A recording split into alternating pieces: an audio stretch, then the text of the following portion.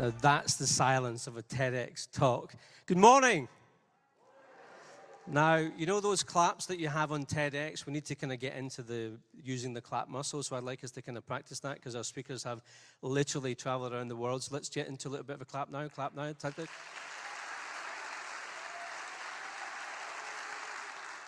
a sad clap. It's a very sad clap. A little sad clap. A very empathetic clap. Crazy clap. Woo!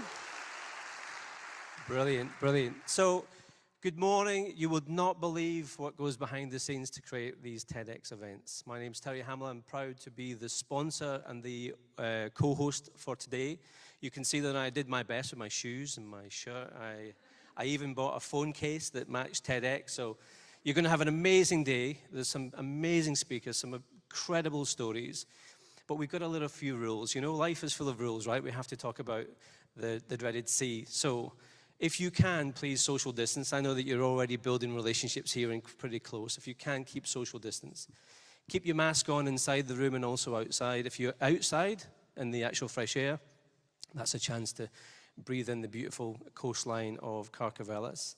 Of course, wash your hands, keep your hands clean, everything like that. And really, the main part of really the TEDx talks is to be the best audience that you can be.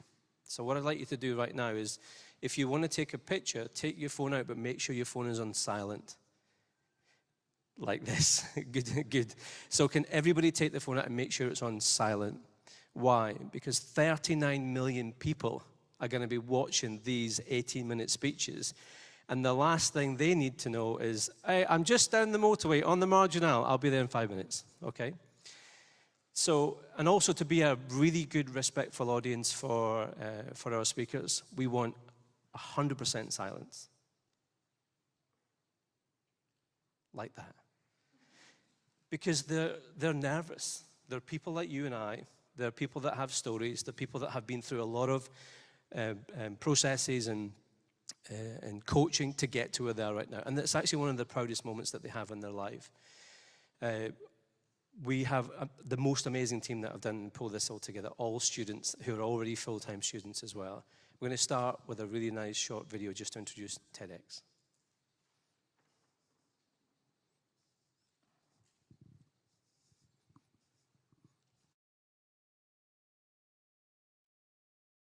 Welcome to something special. Welcome to TEDx.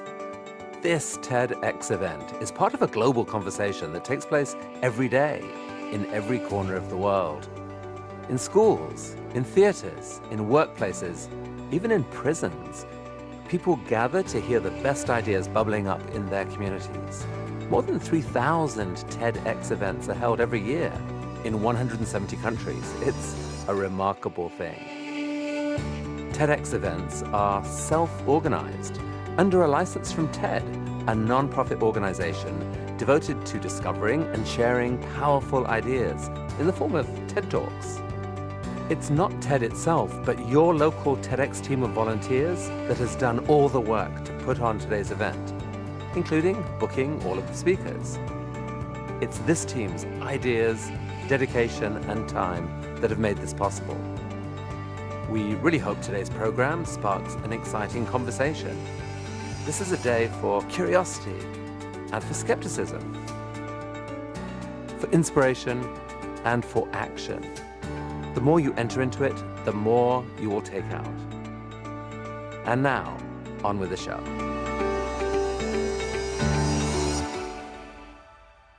Fantastic.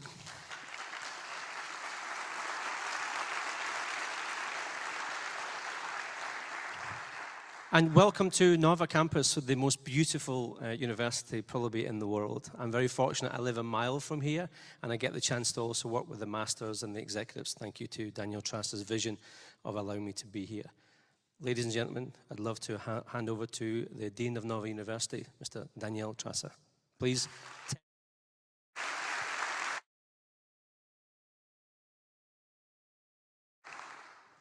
Thank you, Terry.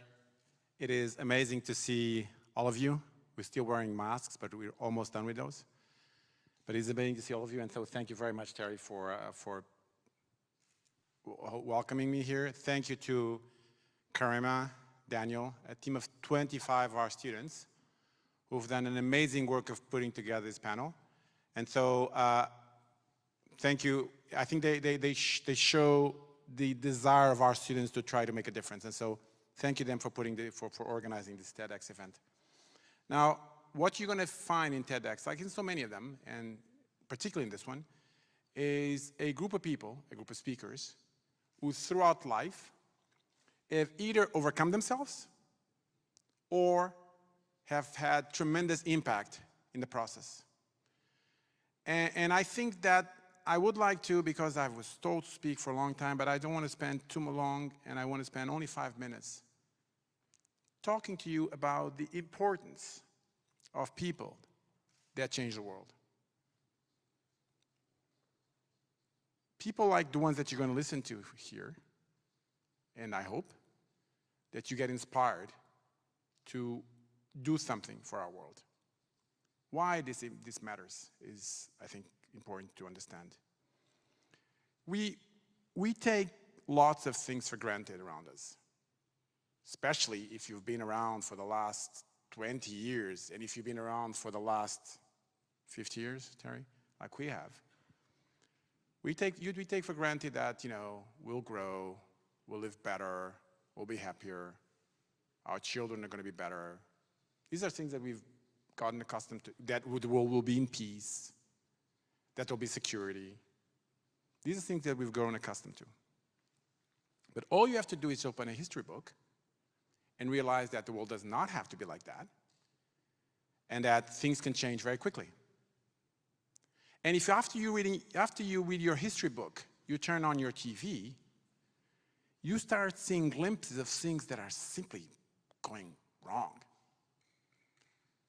More than going wrong, they're going wrong in ways that you just can't understand. Why is this happening? And that's really worrisome. Because when you understand things, you know how to fix them. When you don't understand things, you don't know how to get them fixed. And so, in essence, we have a world that is created and inhabited by human beings who sometimes, in the last few years, the last 50 years, have done a very good job, but throughout history have messed up many, many times. And sometimes they have messed up big time. And then you turn on the TV and you realize, well, maybe we can start seeing things going that way. I mean, we have a great story now, of course. We've been able to deal with COVID in record time, and that has been awesome. And that is an inspiration. But there are many other challenges that we have not been able to deal with. Climate being, of course, one of them, the most important one. But issues of inequality around the world, issues of violence and war that still are prevalent around the world, issues of privacy, populism, all sorts of things you turn on your TV and you see happening. And what is important to understand is that these things don't simply go away. They just don't poof. They actually go away when people, individuals, start movements that change things around us and create a better world. And that, I hope, is the inspiration that you're going to be able to take from the people that you're going to be listening to today. Is the need for you, individuals, to take that responsibility and turning around the path in which we seem to be continuously going through over the last 10 years. And I believe that it is the message that comes from here is not just a message for you, who are, most of you, the young people of today, and so who have to do the work for the world of tomorrow. It's not just a message for you, it's a message for us at universities around the world.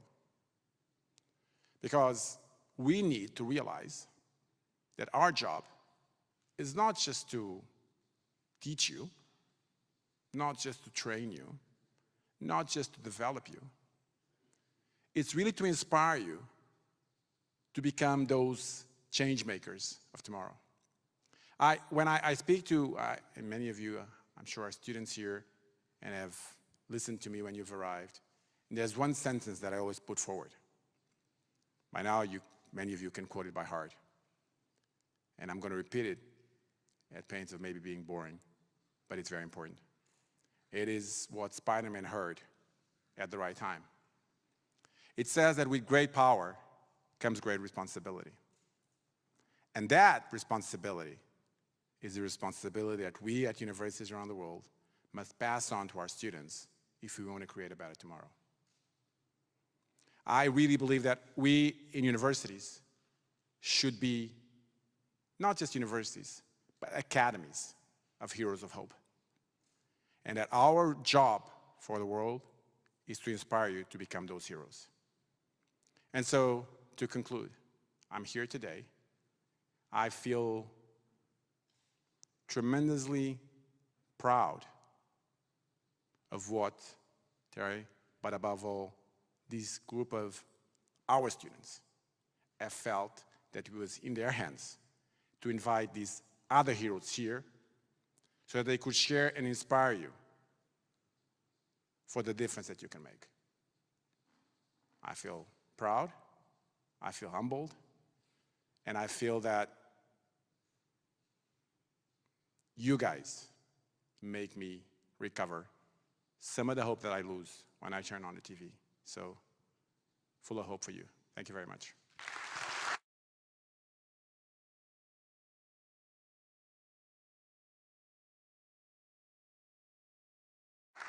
Wonderful words, Daniel, and I really do love being part of Nova's story. The story here is really incredible, and the chance to, never underestimate the one or two things that you say that inspire a young person's life, but equally older people like us. Thank you for picking the fact that I'm now an old guy. So let's get going. Are you ready to go?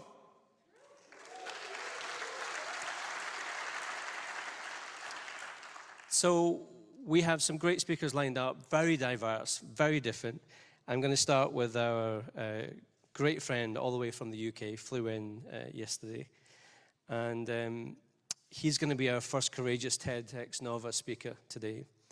No pressure, Will. No pressure at all. Will Burrard Lucas is a full-time entrepreneur and wildlife photographer of iconic predators and endangered creatures since 2010. His ambition and creativity have pushed him to develop resources and devices that help others push the boundaries of their own photography. He has also worked closely with several NGOs to fight for wildlife conservation.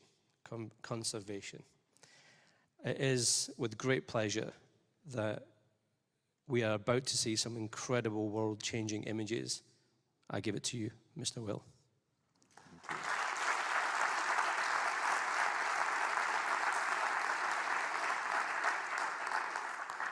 Thank you. So, where do I start? I guess this story really begins back in 2009 in Tanzania, East Africa. It's mid-morning and the sun is beating down relentlessly on the parched land. My vehicle is bucking wildly as my guide drives too fast over uneven terrain. We are desperately trying to keep up with a lioness because she has stolen my camera. I now realize that it was possibly not such a good idea to attach my expensive camera to a remote-control buggy in an attempt to get close-up photographs of African animals. I mean, what did I think would happen? As a wildlife photographer, my dream is to show people a vision of nature unlike anything they've seen before. Something that makes them say, wow. But the reality is that in a competitive world filled with talented photographers, capturing anything unique is extremely difficult. And wild animals can be rather uncooperative. Ahead, the lioness eventually tires and drops my beetle cam. That's what I've called this remote control creation. We draw closer, and she backs off her prize just enough for us to be able to reach out and hoist it back to safety. The camouflage cover is soaked in sticky saliva. I remove it nervously, wondering what damage has been done to my camera underneath. It has 2 big incisor holes in the back and 2 more in the front. It will never take another photo. I removed the memory card and I'm relieved to find it's undamaged. A tooth had missed it by the narrowest of margins. I insert it into my laptop, the pictures load, and this is what I see. This is the last thing you might see before becoming a meal for the most powerful predator in Africa. On publishing this image, I found that people really took notice. It was a perspective that was rarely seen at the time. I saw how a single image could capture people's attention, and my purpose in life became clearer to me. Through my photos, I want to inspire people to feel reverence towards nature and to care for it. I also learned some valuable lessons which would serve me well time and again in the future. That often the greatest accomplishments are realized where the margin between success and failure is at its narrowest. And it is always worth stepping out of your comfort zone to try and pursue something new, because the risks of failure are far outweighed by the rewards of success. Now, shortly after this, I quit my job to focus full-time on my photography. But where could I go from here? What would be my next big idea, my next break? A couple of years passed, and I photographed lots of incredible species in exotic locations around the world. But nothing quite achieved the same level of excitement as this image. Every now and then I'd pick up the mauled remains of my camera and dream of close-up images of African animals. Perhaps I should dust off my beetle cam and try again. And so, in 2011, beetle cam returned. And it now sported a strong shell, which I hoped would be lion-proof. The photos I achieved this time were much better than the first batch, and the media response was also much greater. I learned a new lesson. When you find something that works, something that resonates with people and gains traction, double down on it. Don't get bored, lose interest, move on to something new. Focus on it. Keep striving to do it better. Push yourself to go further, and your efforts will compound. You can turn a fleeting achievement into something that lasts. Of course, that isn't to say you won't still encounter some challenges along the way.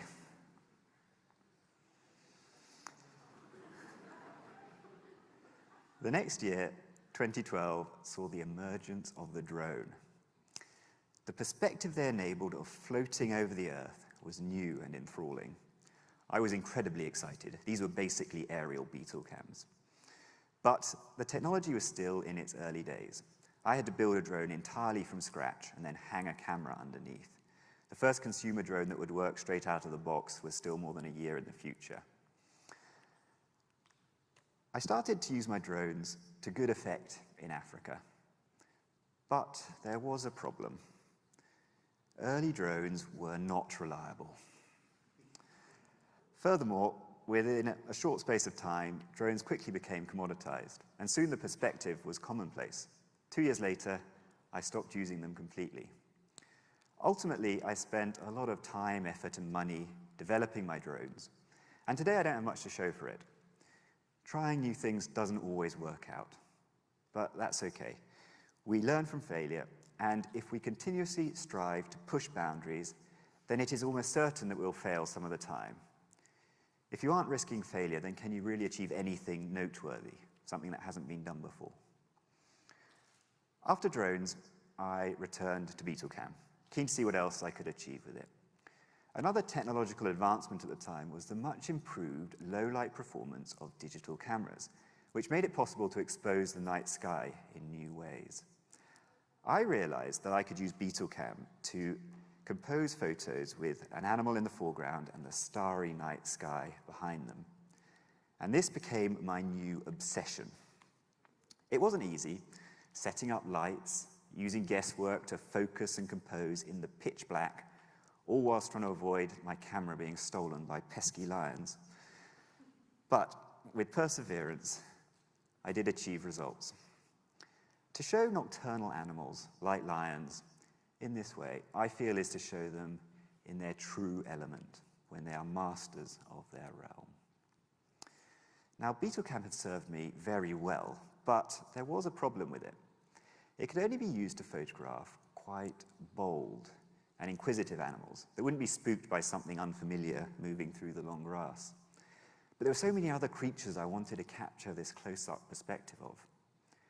I needed a new tool to progress any further, and I knew that camera traps were the answer. These are stationary cameras that automatically trigger when an animal is detected in front. They can be left out for weeks or even months at a time to photograph very rare animals. And the great advantage for photographing nocturnal wildlife is that complex lighting can be set up in advance, allowing for creative illumination of nighttime scenes. Now, there wasn't a high-quality camera trap system in existence that worked the way I wanted, so I again had to create my own solution. My first camera trap sensor was a device originally intended for home security, which I modified to trigger a camera and then housed in a feta cheese tub. And after some trial and error, the cheese tub cam actually worked. I continued to evolve my camera trap system and apply it to my nocturnal wildlife projects. And that brings me to August 2018, when I found myself in Tsavo in Kenya. I had a bunch of my latest camera traps with me, and I was deploying them to photograph endangered black rhinos at night. I then had a fateful phone call, a single call that would change the trajectory of my life. The call was to discuss a possible safari itinerary. On the other end of the line, my friend, a veteran safari guide, was suggesting places we could visit. He then made a comment in passing. After that, he said, you could head up to Laikipia Wilderness Camp, where you may even see a black leopard. The comment stopped me in my tracks. Since childhood, I've thought that black leopards, also known as black panthers, are just about the coolest animals on Earth. But in Africa, they are so rare that in all the years I'd spent traveling the continent, I didn't know of anyone who'd actually seen one with their own eyes. To photograph one would truly be a dream come true. But the challenge was daunting. How could I get a photograph of a single animal in a vast wilderness that the guides at camp had only seen on a handful of occasions, and a leopard at that, one of the most elusive creatures on Earth? Surely my chances of success were close to zero. But I had to try. And so a few months later, I was driving up to Laikipia in a car full of camera traps. On reaching camp, I could immediately see why this was fantastic habitat for leopards. Steep, craggy escarpments, gullies bursting with exotic vegetation, plenty of cover that a predator could use to sneak close to prey, such as dik-dik antelope and rock hyrax. The guides in camp told me about a few black leopard sightings they'd had over the past 10 years. But they then said that on the neighboring property, a black leopard had been seen fairly recently. My heart skipped a beat. I felt my dream was almost within grasp. And so the next morning, we forded a river to reach a neighboring property, and I was introduced to the owner, Louisa.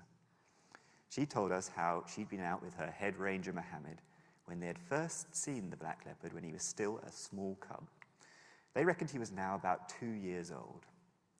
My guide then told me that at about this age, a young male leopard would usually be pushed out of his mother's territory by a stronger male, and so he might not stick around much longer.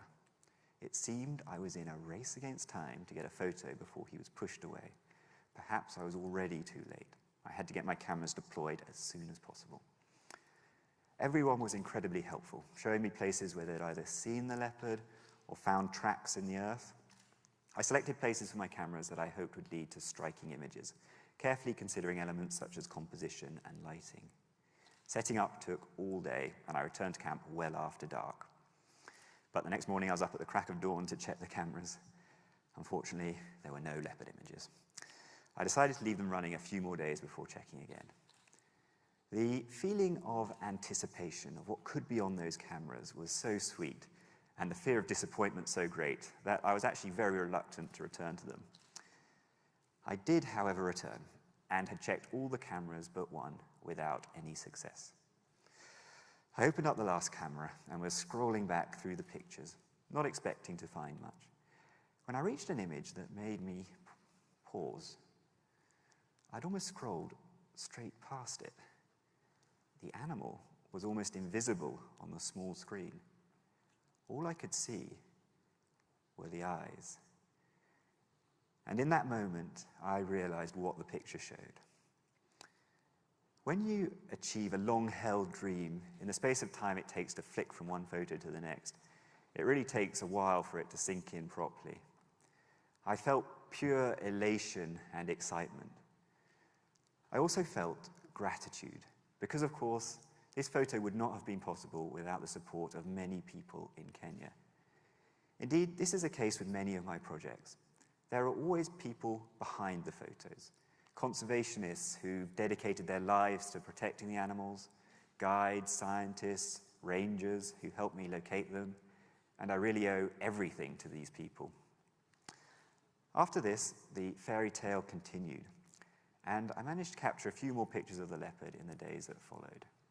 It was then time to return home and release the images. How would the world respond? I published a blog post, uploaded the pictures to social media, prepared a press release, and clicked send. The media response snowballed and far exceeded my expectations. For a while, this beautiful cat was world famous. Why did these photos resonate so much with people? I don't think it's just because the images are rare and the animals stunning. It can sometimes feel like the whole world has been explored and documented. I think the black leopard brought back a sense of mystery and proved there are still unexpected wonders out there. Now, the project didn't end there. For a while, I knew where there was a black leopard in Africa, and I was keen to make the most of this once-in-a-lifetime opportunity. It came back to that lesson I'd first learned all those years ago with BeetleCam. When you strike upon something that works, double down on it. Louisa had generously allowed me to leave my cameras running on her land, and so while this first batch of images was circling the globe, I was still capturing new images. My new ambition was a logical next step. I wanted to capture the ultimate photo I could imagine, a photo of the black leopard under a sky filled with stars in a single exposure. For the shot to come together, I had to overcome many challenges. Firstly, the moon phase needed to be right, and it needed to be a clear night. Frustratingly, it was often cloudy, so I captured many images like this. A big male spotty leopard was often around, which unfortunately kept the black leopard away. Almost as soon as I returned to Kenya, I actually got the shot I wanted.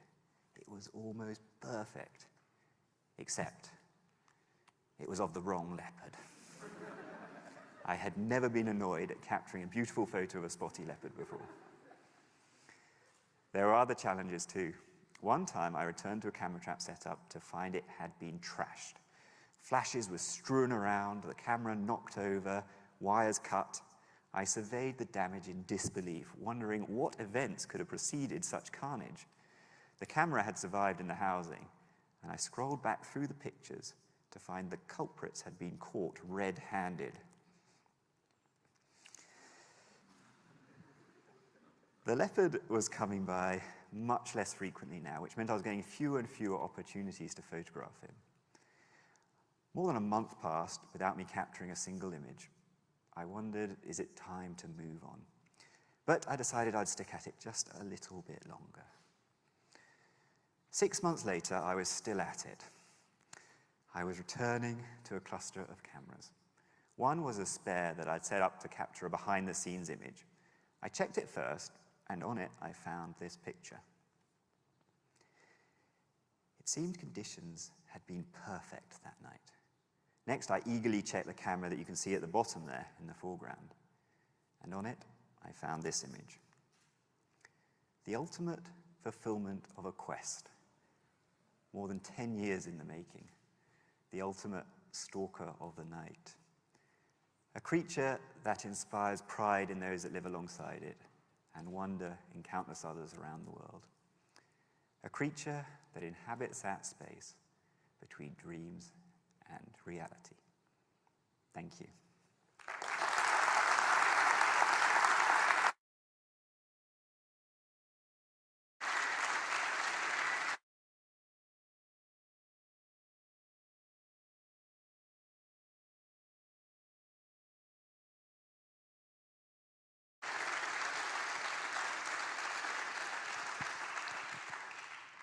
So we have one more question for you, Will. Thank you and congratulations for kicking us off at the TEDxNOVA event. Congratulations, well done. Another round of applause.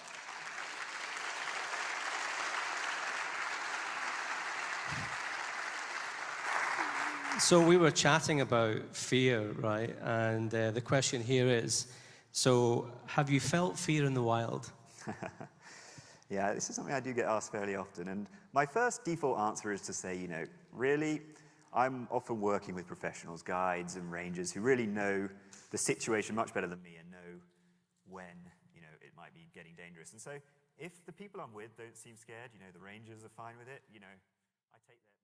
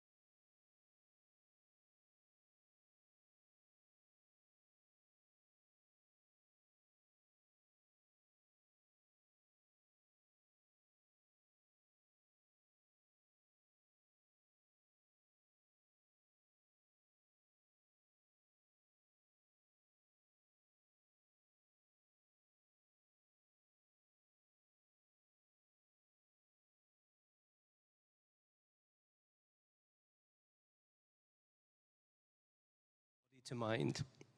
He has revolutionized our understanding of treatment of mental health, from developing one of the largest mental health programs in the United States in 2016, to publishing numerous books in the field of neuroscience and psychology. Dr. John B. Arden is a groundbreaking force in the field of mental health and psychotherapy.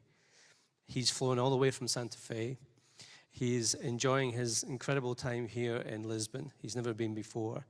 And I would love us to give a huge welcome and Portuguese welcome to Dr. John Arden.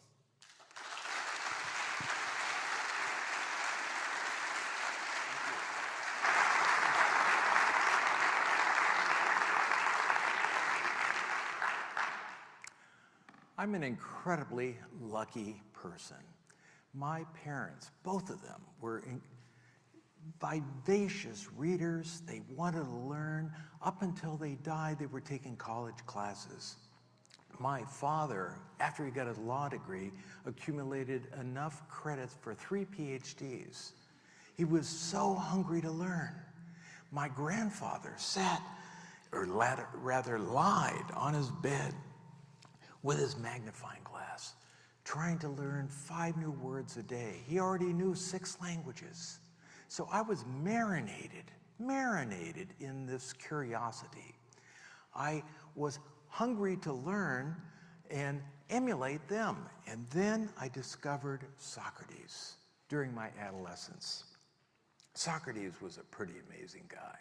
Socrates went all over Athens asking these provocative questions. In fact, he was a real pesky guy, too, because he'd ask questions that people didn't quite know the answers to.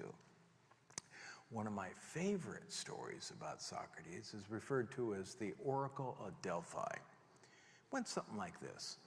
Socrates, you're the wisest man in Athens. And he said, get out of here, that's ridiculous. And the oracle said, yes, of course, you're the wisest man in Athens. Go check it out. So he went all over Athens, asking this person and that person. And this person said, "Oh, of course I'm wise. Can't you see all these people lined up to hear what I have to say?" Another guy says, "People quote me all the time." Another person said, "They pay me to spout my wisdom. Do they pay you?" And Socrates said, no, of course not. And he went away thinking, wait a minute. Everybody thinks they're wise. Am I not the only person in Athens that recognizes my own ignorance? Hey, maybe that is wisdom. So I took that curiosity, and I knew that I needed to develop a career. I mean, I needed to pay the bills. I needed to help people because my family went through this terrible genocide. I was always very curious about how people survived. So, and I like to ask questions. So, maybe I'll be a psychologist.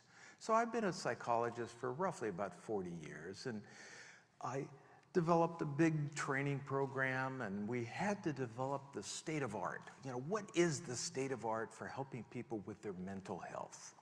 So we went all over the place. We were searching for the pearls of wisdom, the evidence-based practices, and there was a blizzard, literally a blizzard of schools of psychotherapy. They all thought they had the kernel on. You know, they knew what was going on. They had the language, they had the secret handshakes, they had the card-carrying membership. You could be a level 4 this and that. Oh, God, I can tell you I was sick of it. I was sick of these assumed wise people. And you know, it turns out that the 21st century is dramatically different from the 20th century. We don't need any gurus of any clubs. I certainly don't want to be a guru of some sort of club of psychotherapy. What they were all working for was to help you develop some lifestyle practices that would help you on multiple levels. And I put them into the mnemonic seeds, so you can remember them. You plant seeds, cultivate seeds over a lifetime. You'll be a whole lot happier. You won't suffer from depression, anxiety, and stress. And later in life, you might not get the symptoms of dementia early. And so what are they? Well, social is the first one. Social means, in a sense, having vibrant, mutually compassionate, reciprocal relationships. First E is exercise, and what I mean by exercise is an aerobic boost every single day. You've got to get your heartbeat moving, and you've got to do it for at least 30 minutes a day. Come back, sweat, everything. You've got to do it. Sitting around is really the world's disaster, really. I mean, many people are now saying sitting is the new smoking. The second E is education. It's the curiosity, it's the Socrates, it's asking questions and it's building a body of knowledge. And the D is diet. You know, frankly, in the Western world, we're eating a lot of crap right now, and we're destroying our bodies and our brains. So simply speaking, what you need to do is cut out the simple carbohydrates and the fried foods, and you'll be a whole lot healthier because you need to build the neurochemistry to get your brain functioning. And sleep. Sleep isn't just one thing. There's a sleep architecture that you've got to maintain. And how do you do it? You don't mess it up with all sorts of chemicals, either illicit or prescribed. So these 5 healthy factors have a huge body of neuroscience literature behind them to support them. So let me run through some of the basics here. This is the big bang of the 21st century, this integration. Integration is really where we're headed together because it's multidisciplinary. Everything starts with energy. Every one of your cells have these little energy factories that we call mitochondria. You don't have to remember that word, but just remember every one of your cells have these little energy factories, and they produce ATP. And if you don't do that, you die. And how do you do that? You've got to feed these energy factories by your diet, your breathing, and you've got to use that energy by exercise. Heck, yeah, I just talked about 2 seeds factors right there. And your genome doesn't get activated without energy. So we know a lot about how gene expression happens. So this idea that DNA is your destiny, it's really not the case. Your behavior turns on genes, either the ones you don't want on or the ones you do want on, and you need energy to do that. And you've got an immune system throughout your body and your brain. And we know this in a dramatic way because of COVID. Many people that catch COVID and have long COVID get brain fog because they get chronic inflammation in their brains. So you've got to keep these energy factories going so you can get your immune system taking care of you rather than fighting against you. And you need continuity. You need to know where you've been so you don't mess up and do the same thing you did before. You need a memory system, and there are multiple levels of it. And then you also need these states of mind that we've been confused by for a long time. Do you know that in my field, we have been arguing about what the mind is for a century? Everybody's got a different definition of what the mind is. And you know why we've been having such a difficult time? Because there is no one thing called the mind. And in fact, what we have is states of mind that you go through as you're sitting here listening to me right now. You've been through states of mind that collectively we call the mind. And what are these states of mind? Well, there's a whole bunch of them. But in recent years, we've sort of centered on 3 really very clear ones. You have one called the Salience Network, one called the Executive Network, and one called the Default Mode Network. So what are these? Well, let's take the Salience Network. It's your sense of material me. It's you within your own body. Even your gut bacteria has an effect on how you feel, your gut feelings, your sense of pleasure or displeasure, your sense of connecting with another person, feeling a sense of love or anxiety. This Salience Network is giving you a sense of motivation and emotion. Now notice the word emotion. It's motion with a sense of feeling about where you're moving to. And then there's the Executive Network. Now I'm an avid skier, and I know, especially at my age now, that if I don't pay attention to every single moment, I could run into a tree. And it's really difficult to pay attention to every single moment. In fact, we know that this area of the brain called the dorsal lateral prefrontal cortex, kind of a fancy term for top to the side, is the last to mature in your brain. In fact, some of you here are now just maturing this area of your brain because it's the mid-20s, women before men, and it's the last area to mature, but it's the first area to go. And you've got to cultivate this activity on a regular basis, or you start to make mistakes. Maybe the first part of your sentence might not be connected to the last part of your sentence if your executive network isn't operative. Roughly 20 to 30 seconds. Hopefully the next 20 to 30 seconds relates to the previous 20 to 30 seconds. And then there's the default mode network. You've been in and out of there since I've been talking. We spend 30% of our waking hours some other place, thinking about something that happened last night, what you hope to eat for dinner, who you should be texting in a couple minutes. You're always thinking about this, that, and the other thing, and it gives us the capacity to wonder what's going on in another person's mind. In fact, this area of the brain develops roughly about age 4, 5, 6 when we start to interact and look at another person and wonder what they're thinking. Now, we could do a lot of creative things with our default mode network. In fact, another favorite guy that I just love to read about is Einstein. And Einstein said that my gift of fantasy is worth more to me than all the accumulated knowledge. So you well know he developed the theory of relativity by fantasizing sitting on a light beam. Well, we can also do some not so good things with the default mode network. We can do some stinking thinking with the default mode network.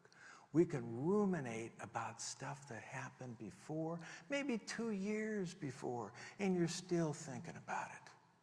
And we know that people that are depressed have a tendency to be stuck and elongate their default mode network. So you do this cycle all the time. You go through all these states of mind that we collectively call the mind. And in fact, what are you doing right now? Are you in your default mode network? Are you doing anything creative? Are you having some insightful thought? Are you doing stinking thinking or worrying about something? What you do there has a lot to say about your mental health. And so we've got to keep these areas of the brain, keep these states of mind in balance with one another, because if we don't, what happens? We have mental health problems. So guys like me spend a whole lot of time helping you keep them in balance so you don't spend a whole lot of time worrying about stuff you don't need to worry about, bemoaning something that is long since gone. You need to balance these mental states of mind. And if you do, there's some powerful things you could do. And in fact, we've done a lot of research on the placebo effect.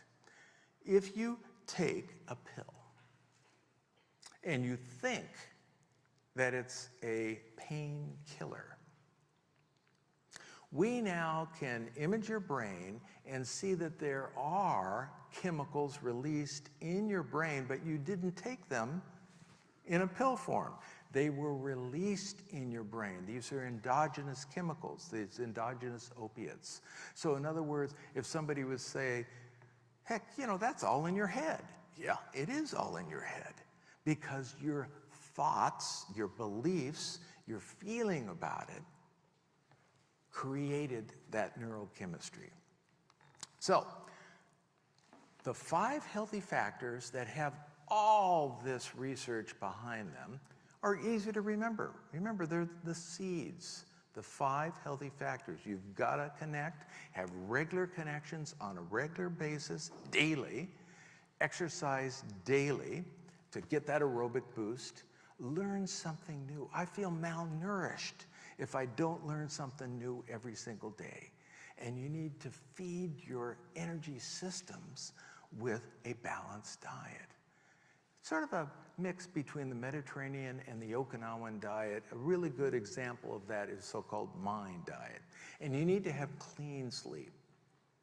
What I mean by that is not only not complicated by all these chemicals, but also many of us look at computer screens late at night. It's tricking the brain to think that it's daytime, and you create insomnia like that. So there's a whole variety of techniques that we call sleep hygiene to keep you getting clean sleep. So there's been a lot of research on contemplative practices and these mental operating networks in recent years, meaning focusing on mindfulness and different types of meditation. And what it is about is you cycling through. A good friend of mine's a Tibetan Lama, and the whole concept of the default mode network is the pause. And then you're back to feeling again.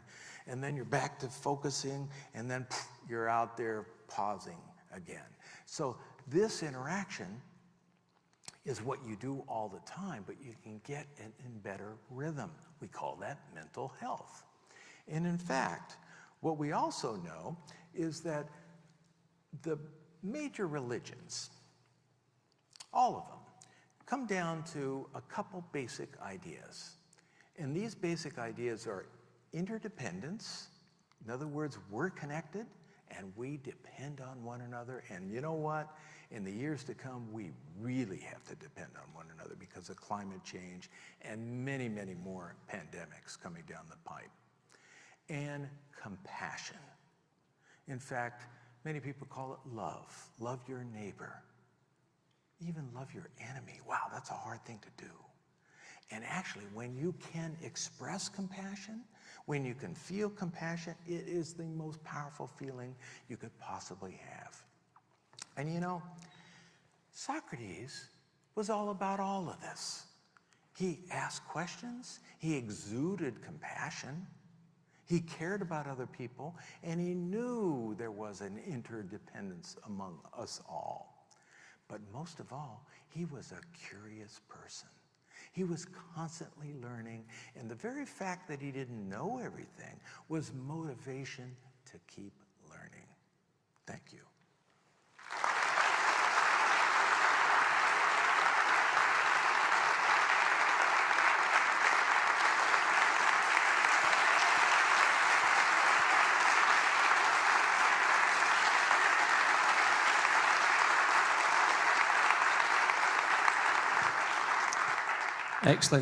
Excellent, Dr. John. It's so nice to host you here. It's so nice to be. Actually, I feel like I'm one of your patients. We've spent so much time together. So, we have a question for you before we go for the break. Can we teach compassion?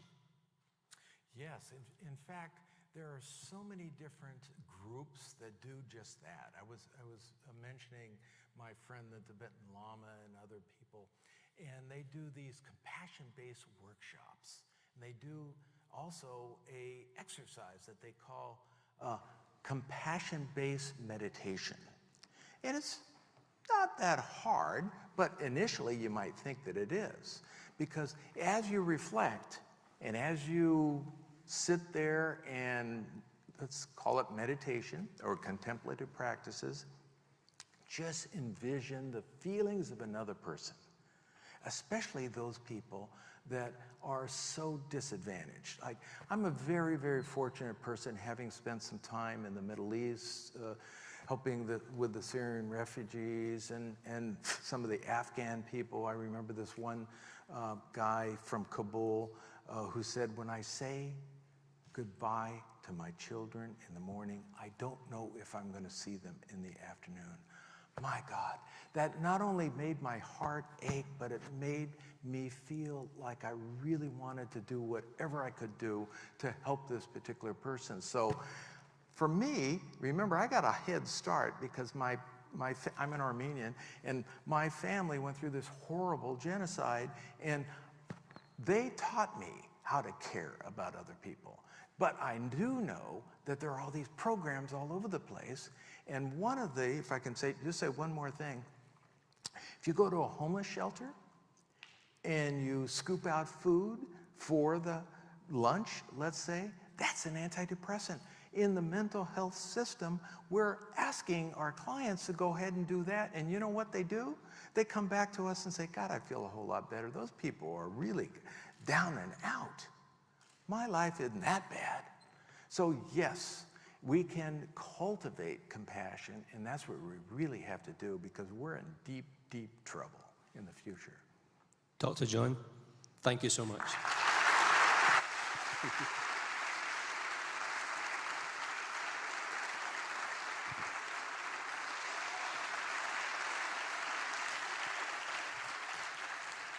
Okay, super. So we have some very different talks after the break.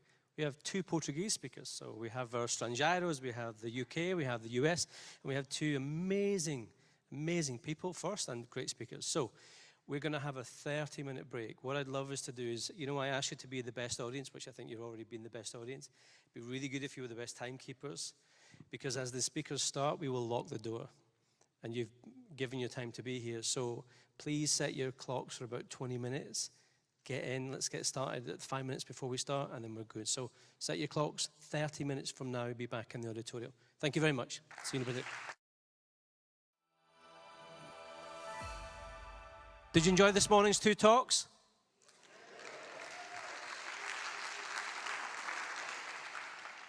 Super. So it gives me great pleasure to introduce 2 Portuguese speakers. So again, just a little bit of reminder of the rules. Be an amazing audience as you already are. Put your phones on silent. You can do text after this. We have 2 really, really powerful stories here and messages here. So a little bit of logistics also for lunch. So I'll tell you a little bit about how we do that just at the end of the 2 speakers. So. Oh yes, I can also hear a lot of rappers. So you hope anybody who's having sweets or things like that or something. I know you need your sugar levels, but do your rappers now so I can hear the thing?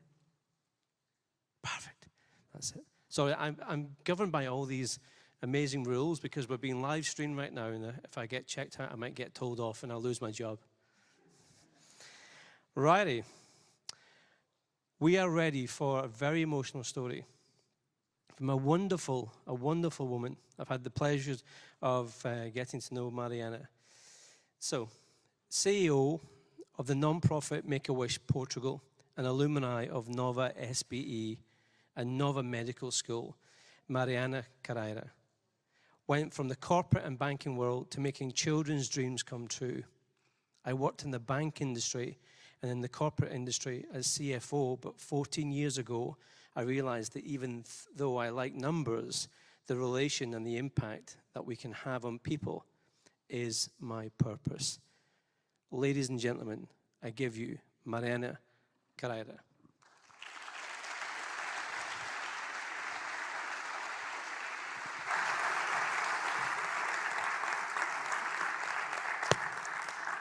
What is happiness? Is it having a lot of money? Is it having a great car? The best grades?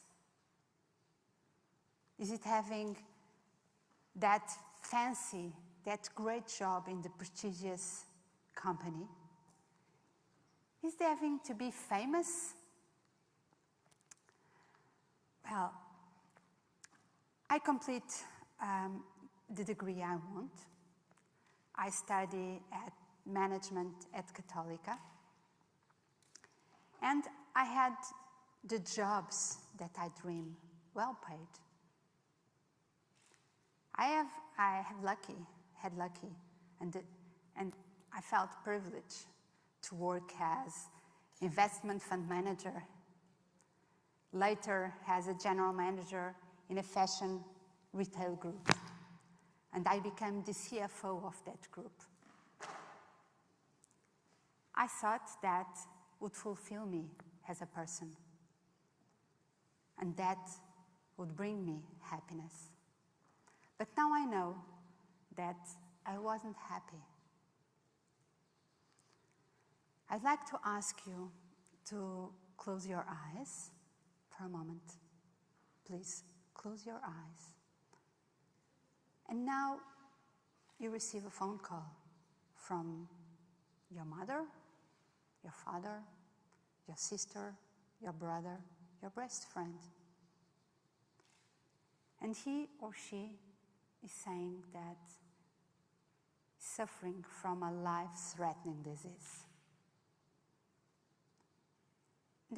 He or she only have 4 weeks, 4 months for living.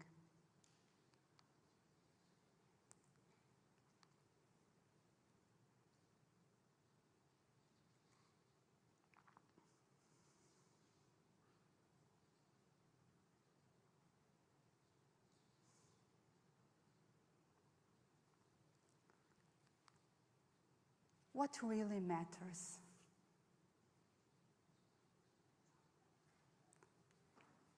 I'm Mariana.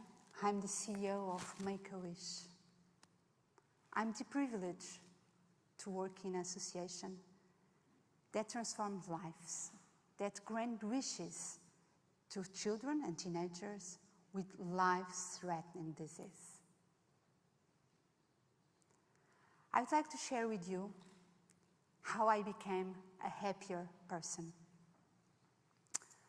I was already a mother of 3, and I came to the conclusion that life was more than work 12 hours per day. I dared to say goodbye to a great job with a great salary. And I quit.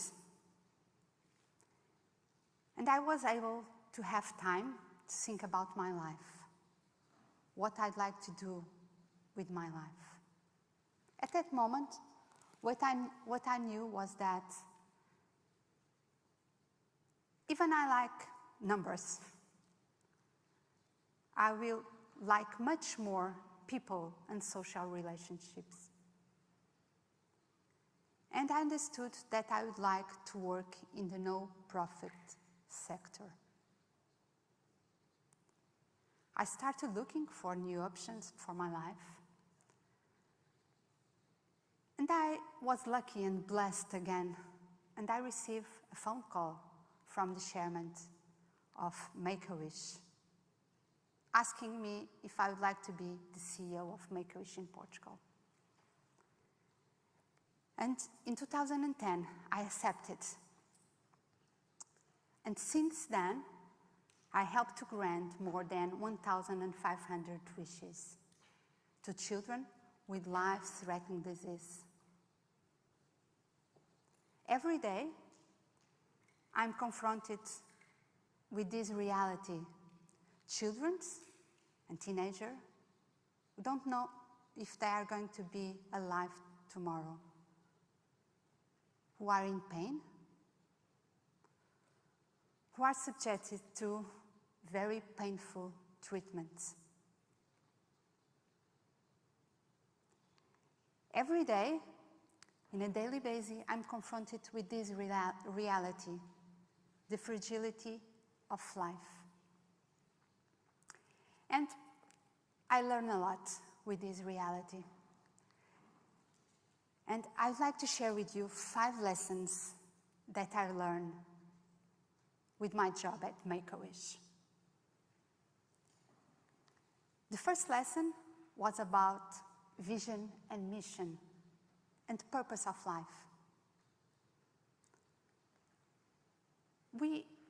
I'm going to die. All of us are going to die. We have very limited time to live. And we have to take care of what we want to do with our life. I'd like to ask you again to close your eyes and think that you are in your funeral ceremony with your family, your friends. How do you want to be remembered? What is the legacy that you want to leave in this world? People will remember you not for what you have or for what you achieve, but for what you have done to them. In the beginning of every year, I write my vision for all different areas of my life. My family, my friends, my job, the community, and what about my personal development. And when I'm writing my vision, I always think big. I want to be the best. I'm alive, I'm healthy, and I think I have the obligation to do my best every day, to make the impossible become possible.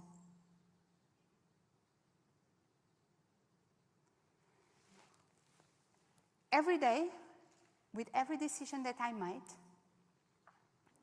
they have to be aligned with my vision.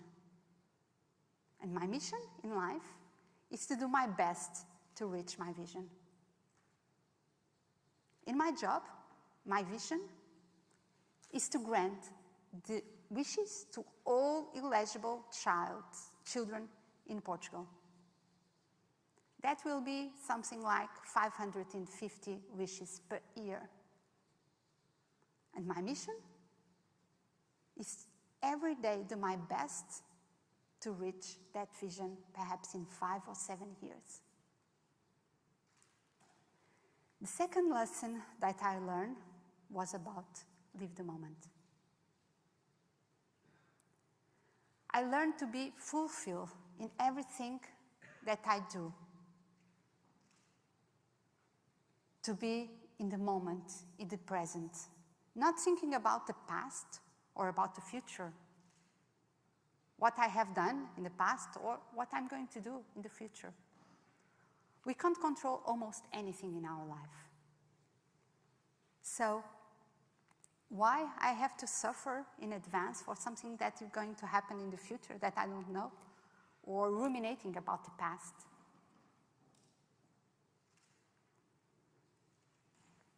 For instance, now, I have to be here with everything that I have in this stage, with my mind, with my heart. Because this moment is unique. It's not going to be repeated. And I've learned to live the present as a present that we have, as a gift. The third lesson that I learned was about relationships, social connections. And for me, it's what really matters. It's what energizes me. It's to share moments with my families, with my friends. It's to give time to that conversation. It's to be with the ones that I love. And it's the opportunity not to do I don't know if I'm going to live tomorrow, so I have to do today what I intend to do with my friends, with my family. Don't live for tomorrow, what you would like to do, because tomorrow I don't know if I'm going to be here. The fourth lesson that I learned was about generosity. Give time, give back. It's good and it feels good. I'm at Make-A-Wish since 2010. And still today, I like to wake up every morning to go to Make-A-Wish, to do my job. Because I know that I'm going to help to transform life. And that, it really feels very good for me. And the Make-A-Wish volunteers often says that granting wishes is so addictive. It's so good. It feels so good. And increased self-esteem. The 5 lessons that I have learned with Make-A-Wish is about gratitude. I became obsessed about gratitude. I'm always thanks for everything that I have. For my house, for my children, for my family, for my friends, for my job. For the moment of being here with all of you. And I always see the glass half full, not empty. I have so many things in life.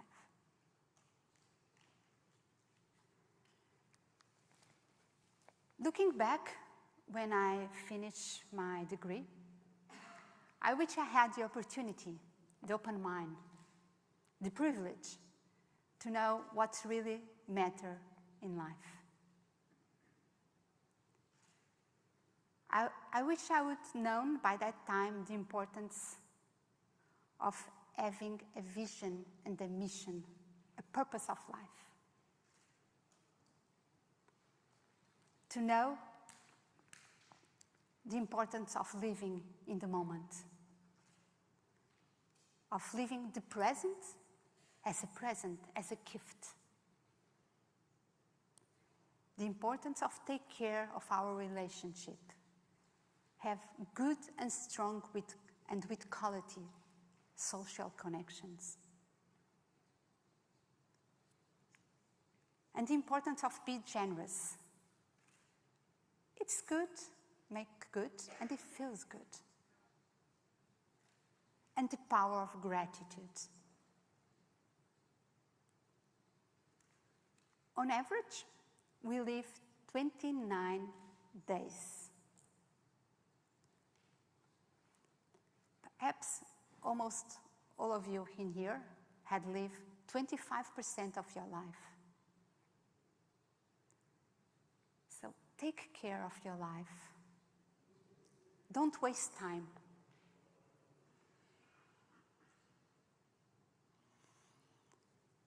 When I die, I'd like to be remembered as a person who helps to transform lives.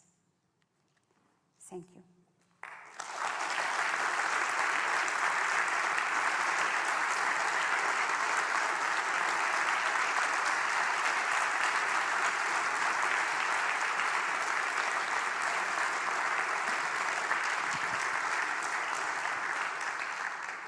Ooh.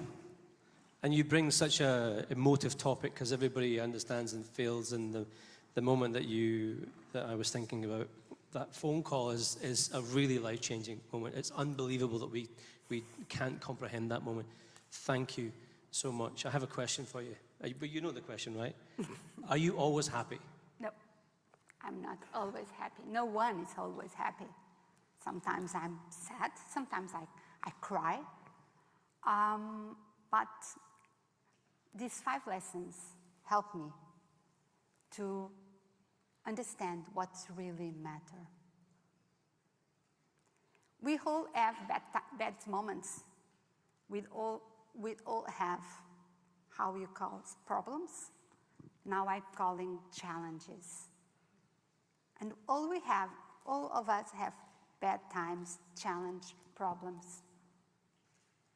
But again, when someone said to me, "You have a problem?" No, I don't have a problem. I have a challenge.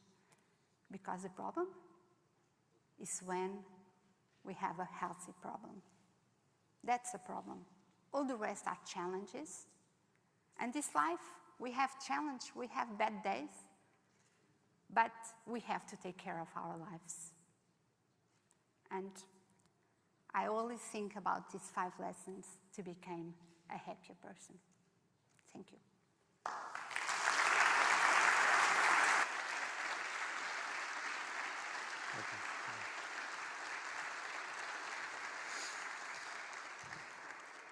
Okay, wow. So powerful stories.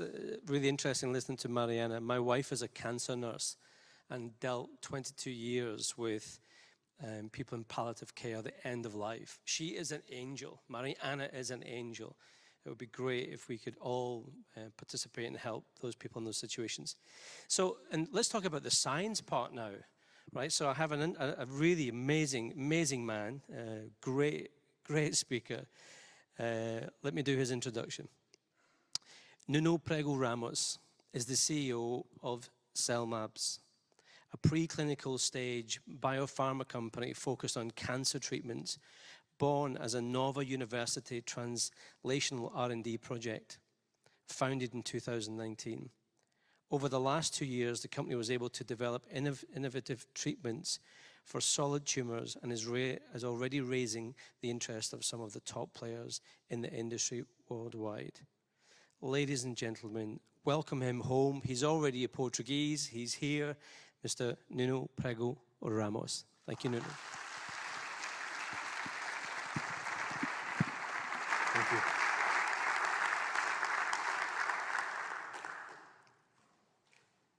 Do you remember when you were 6 years old? Do you remember the dreams, the curiosity? Can you remember when it started to change? You know, I remember, being 6 years old and then growing up and having people ask me, what are you going to do in your life? What are you going to work in? And I always thought that, growing up as a child, a young adult, that this was a very, tricky question because I had interests in all of these different areas. So for me, the question didn't really make lots of sense, and it still doesn't. you know, I had dreams, of course, growing up, and I wanted to make something big. So when I was, you know, 6 years old, I remember watching a movie. It was called Back to the Future. So for those who are not familiar with the movie, it's, you know, about two guys, you know, crazy, nice scientist and a young boy. They have a time machine. They build it out of a DeLorean, go back in time, and then in the process, they end up fixing the young boy's, you know, parents' marriage. So that's kind of a quick trailer of the movie. But, you know, in my mind, looking at that, I saw, you know, two amazing things. Well, first of all, you know, those guys were able to put together a time machine and go back in time, and they did it, you know, from a garage. So that was amazing. And the second thing was, I mean, the possibility of going back in time, change things, make things better. I mean, for me, you know, living in a kind of broken home, it was, you know, a dream, of course. So I kind of grew up thinking about doing something big. And, you know, even though I'm Portuguese, you know, football or soccer was, you know, never going to happen. I have 2 left feet. But I continue to be curious about different things, you know, sciences and literature and humanities. But the thing is, I always got asked, but yeah, that's really interesting, but what's really, I mean, what's your focus? What are you really going to be working in? And I felt that that question was, you know, trying to get me to fit in society just like a Lego piece. And so I thought, well, is this a good or a bad thing, you know, to have different interests? And you know that saying, jack of all trades is a master of none? So in a way, that always kind of related. I always related to that. But in a very, I would say, negative way. But until I understood that the original quote is longer, and the original quote is, jack of all trades is a master of none, but oftentimes better than a master of one. So the shorter version is nowadays considered to be more offensive because we live in a society where we are taught that we need to excel in one subject. We need to be the best at doing something specific. And sometimes, I mean, we live our passions, you know, of course, and we live it in our hobbies. And we can do that in our professional life, but sometimes, because our life is bigger than what we do, sometimes those things don't match. And that leads me to polymaths. Can I please ask you to raise your hand, those who are familiar with the concept of polymaths? So, well, polymaths are people who have different interests. They have expertises in different subjects, and so they pick, you know, some of those problem-solving capabilities from one subject and then apply it to other, and therefore, you know, boosting innovation in that field. So I thought, well, this is interesting, but I mean, are there any polymaths that have really been successful? And it turns out there are. So people like Da Vinci, Ellen Keller, Nikola Tesla, they were all polymaths. But then that leads me to the second question, which is, well, okay, I mean, it's old times, but in the modern age, would that still be possible? And the answer is yes. If you look at, for example, at what Elon Musk is doing, I mean, he's not a rocket scientist, but he was able to set up a space company, and a pretty successful one. And looking at that, I thought, well, curiosity is one of the things that is, of course, let's say a common trait to all of them. But I realized that there are at least 4 elements that need to exist or coexist for a polymath to be successful. Of course, curiosity being one of them, interest in, you know, different areas, but they need to serve a purpose. And of course, different for all of them. There's always kind of that driver, that trigger, and these guys usually are very resilient. They keep on thriving. So, you know, I kind of a while back I decided to understand if I was all over the place or if I could be, in fact, inspired by these guys and try to aim at doing something, well, remotely interesting. And so I tried to check all of these boxes. Well, curiosity, well, good, I have interest in different areas. I mean, for me, it wasn't odd when I did my undergraduate degree in law and then moved to a master's in biochemistry and a PhD in immuno-oncology. I mean, why? Because even though it's different content, it's still the same analytical skills that I'm using to solve all of these problems. It's still the capability to anticipate some of these different scenarios. So only the content changes. Then, of course, the purpose.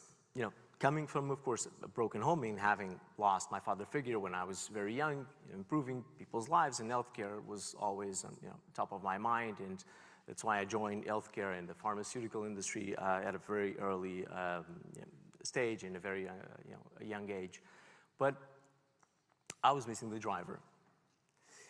And I'm with my wife for 23 years now, and well, as you can see, you can be a polymath, and you can be all over the place when it comes to your professional life.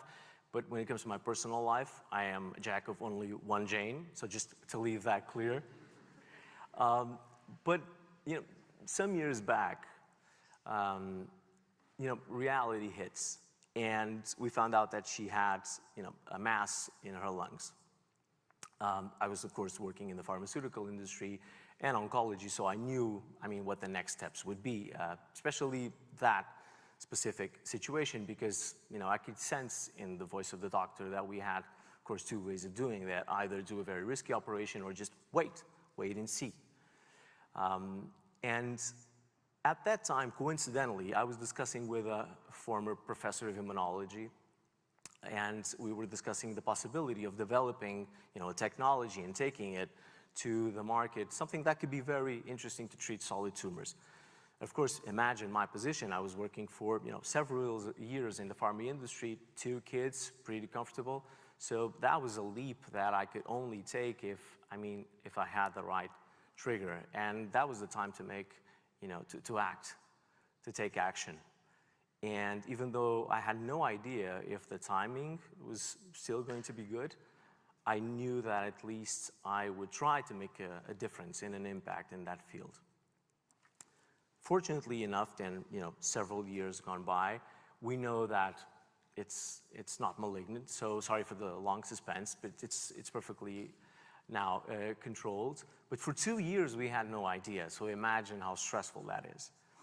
And in some cases, it turns out to be malignant. So I decided to, of course, take my chance and quit the job that I had and live between New York and Lisbon for the next year and a half.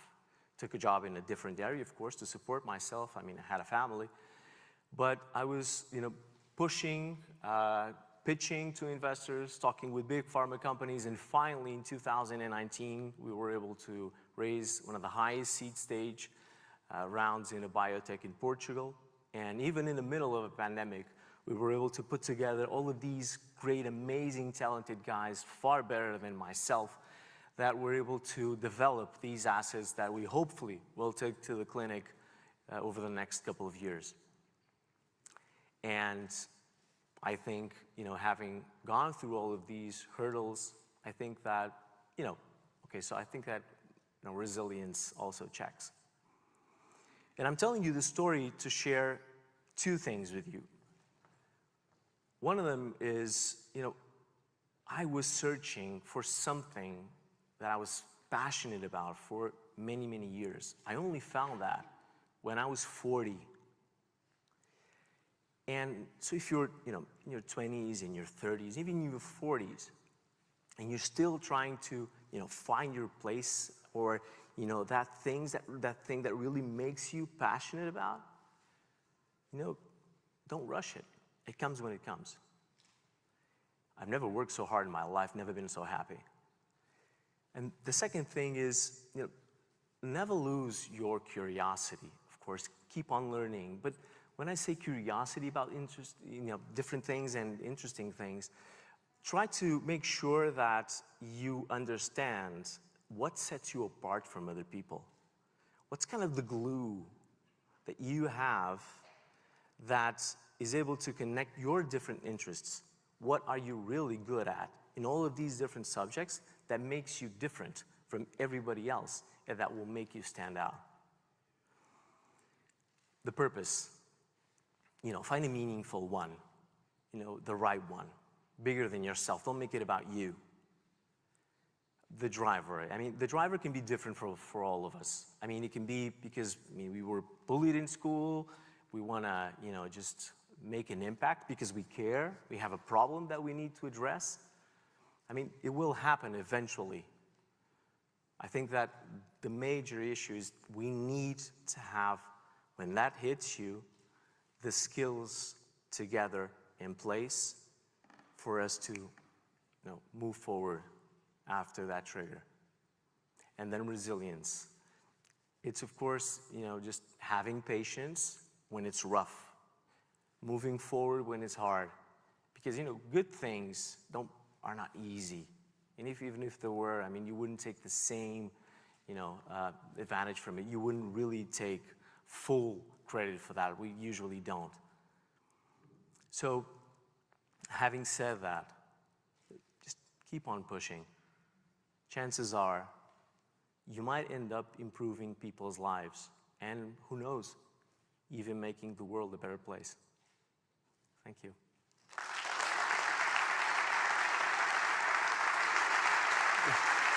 Thank you.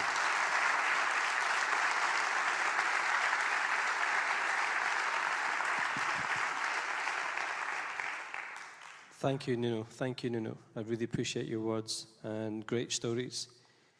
We had this conversation about curiosity, and we couldn't actually even figure out what was the right question about it. So, look at the context of where we are right now. We have a lot of students going through different things. They try so many different areas of their life, and and I think people said that was it. Young people in jobs will change their jobs 15 different times in the next 5 or 10 years because the life world is changing. Mm-hmm. So answer me this quest of continuing that curiosity. What advice would you give for people to completely stay curious and keep finding the path even though they don't find it? Give me some context on that. I think it's funny when we look at kids, and I have to, not so young anymore, but they still keep on asking questions that, when we hear them, we think that, they might be silly. And I think that sometimes we lose that naive side of ourselves. We start asking questions that we think are so obvious that nobody dares to ask.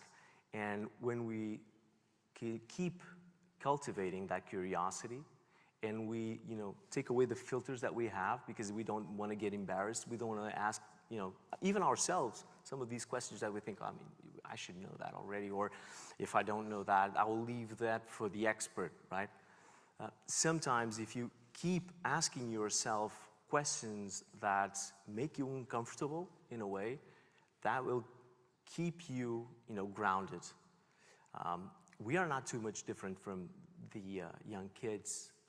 The only difference is that we just have more information, but we understand nothing about the future and nothing about the world. We know as much about the world as they do. We just have more information. And I think that we should definitely continue to cultivate that. And I think that in the end, that's how innovation occurs, and that's how we move forward. Your work is amazing. Thank you. What you're doing is life-changing. It's incredible, and to have the connection that affected your family directly, and it was that cause. It takes something like that sometimes to happen. So, ladies and gentlemen, I want to thank Nuno Ramos for his excellent talk. Thank you. Thank you. Thank you so much.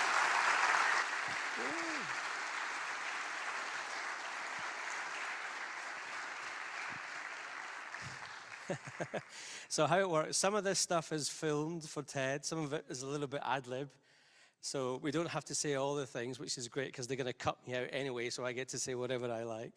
We are a few minutes early for lunch, which is brilliant, absolutely brilliant, so we saved a little bit of time. We would love it. We would love you back here in the seats, and thank you very much. You've been the best audience ever. That silence is golden. I've never worked with such a silent audience in my life. So if we can be sat here ready, 13:25, 1:25. We have a little bit of a later lunch. You have food outside. There is 26 of the Nova team that have been working till 2 o'clock in the morning, put all the bags together and everything like that. And then I'll tell you a little bit about how we're going to run the day, because we've got a minute left. So after lunch, we have 2 speakers, then a coffee break, and then we have our last speaker.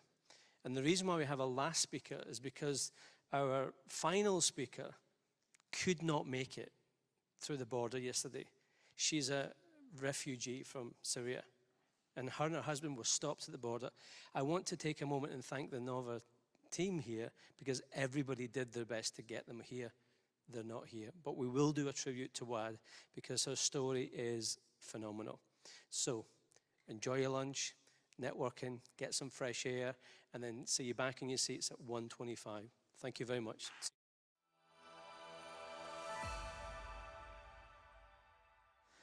Okay, good afternoon. Wow, this is unbelievable. I think this is probably Portugal's first. We have the entire audience. Shut the doors, don't let anybody else in, at 1 minute to. Thank you very much. Have you enjoyed this morning? Did you enjoy the poke bowl eventually when you got it? Thank you so much for everybody for being here. Does anybody know an Olympian? Do you know an Olympian? Are you an Olympian? Have you touched a gold medal or a bronze medal or something like that? And all of us dream, like we just watched recently the Paralympics and the Olympics in Tokyo, in Japan, I think it was. And you kind of see these like 2 or 3 minutes, think, yeah, that's okay. But to be an Olympian and to have the discipline of Olympian is a completely different thing. So the next couple of speakers, and then we'll take a break, and then we're going to end up with our last speaker for the afternoon. So we have 2 very, very different speakers. Our first speaker flew in all the way from Germany. She is a mother, an entrepreneur, and an Olympian. Her name is Jana, Mullier, Weyland. Now, I promised I would get that right, because I do get names wrong sometimes. So, German Olympic medalist and entrepreneur Jana Mullier Weyland led her hockey team to a bronze medal in 2016 in Rio de Janeiro Summer Olympics. In her own words, failure is the fuel that led her to always do better, and she did. As the captain of the German women's hockey team, Jana's persistence and hard work brought the first bronze medal in hockey for German women in Rio 2016. I give you Jana. Thank you.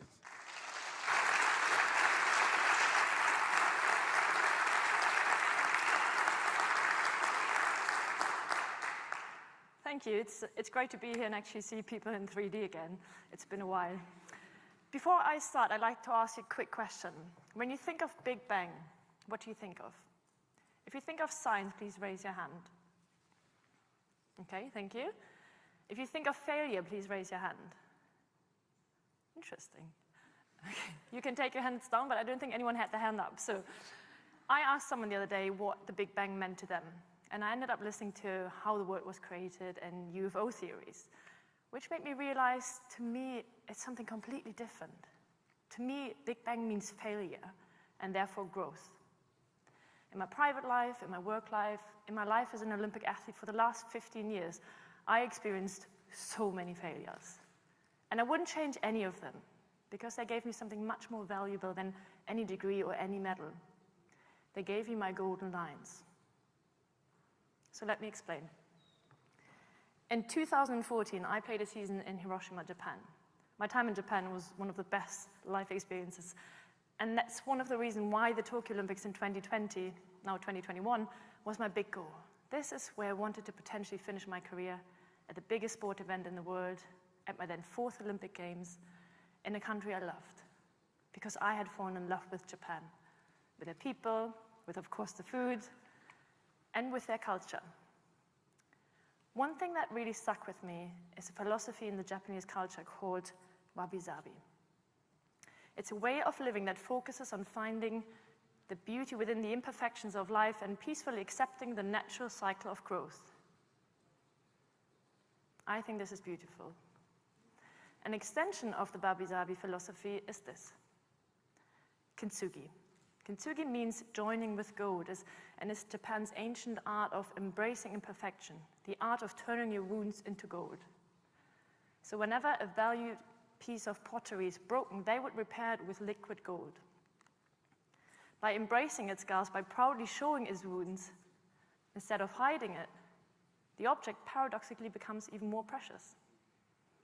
It's a celebration of human flaws, and it's a reminder to stay optimistic even when things fall apart, which is something my hockey career taught me to do. I am full of golden lines. So let me tell you how I got them.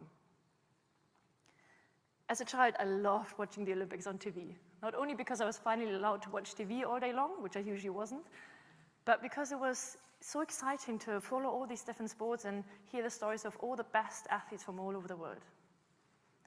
At the Athens Olympics in 2004, the German hockey women won gold. At that point, I was a 17-year-old playing in the second league, trying not to go down into the third league. So I was pretty far off any Olympics. And while I didn't really dare to dream that this one day could be me, I always had that little hope in the back of my mind. Only 4 years later, lots of hard work and ups and downs and dedication later, this little hope became reality. I was selected as the youngest squad member to go to my first Olympic Games in Beijing 2008, which was incredible. For any athlete, the Olympics are the biggest thing, the pinnacle of your career. Don't get me wrong, World Cups and European Championships are amazing, but the Olympics are just it. Suddenly there I was, living in the Olympic Village, the place where all athletes stay, regardless of the nationality or sport. And I remember you're meant to go there, and obviously you're meant to focus. Why then do they put distractions everywhere?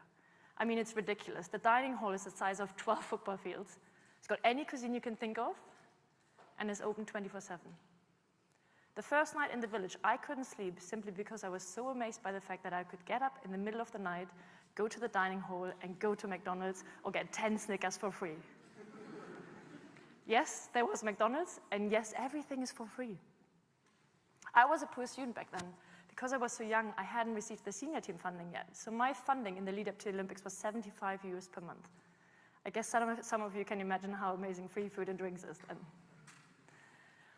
Then there are all these stars you usually only see on TV, and suddenly laundry becomes a bit more exciting.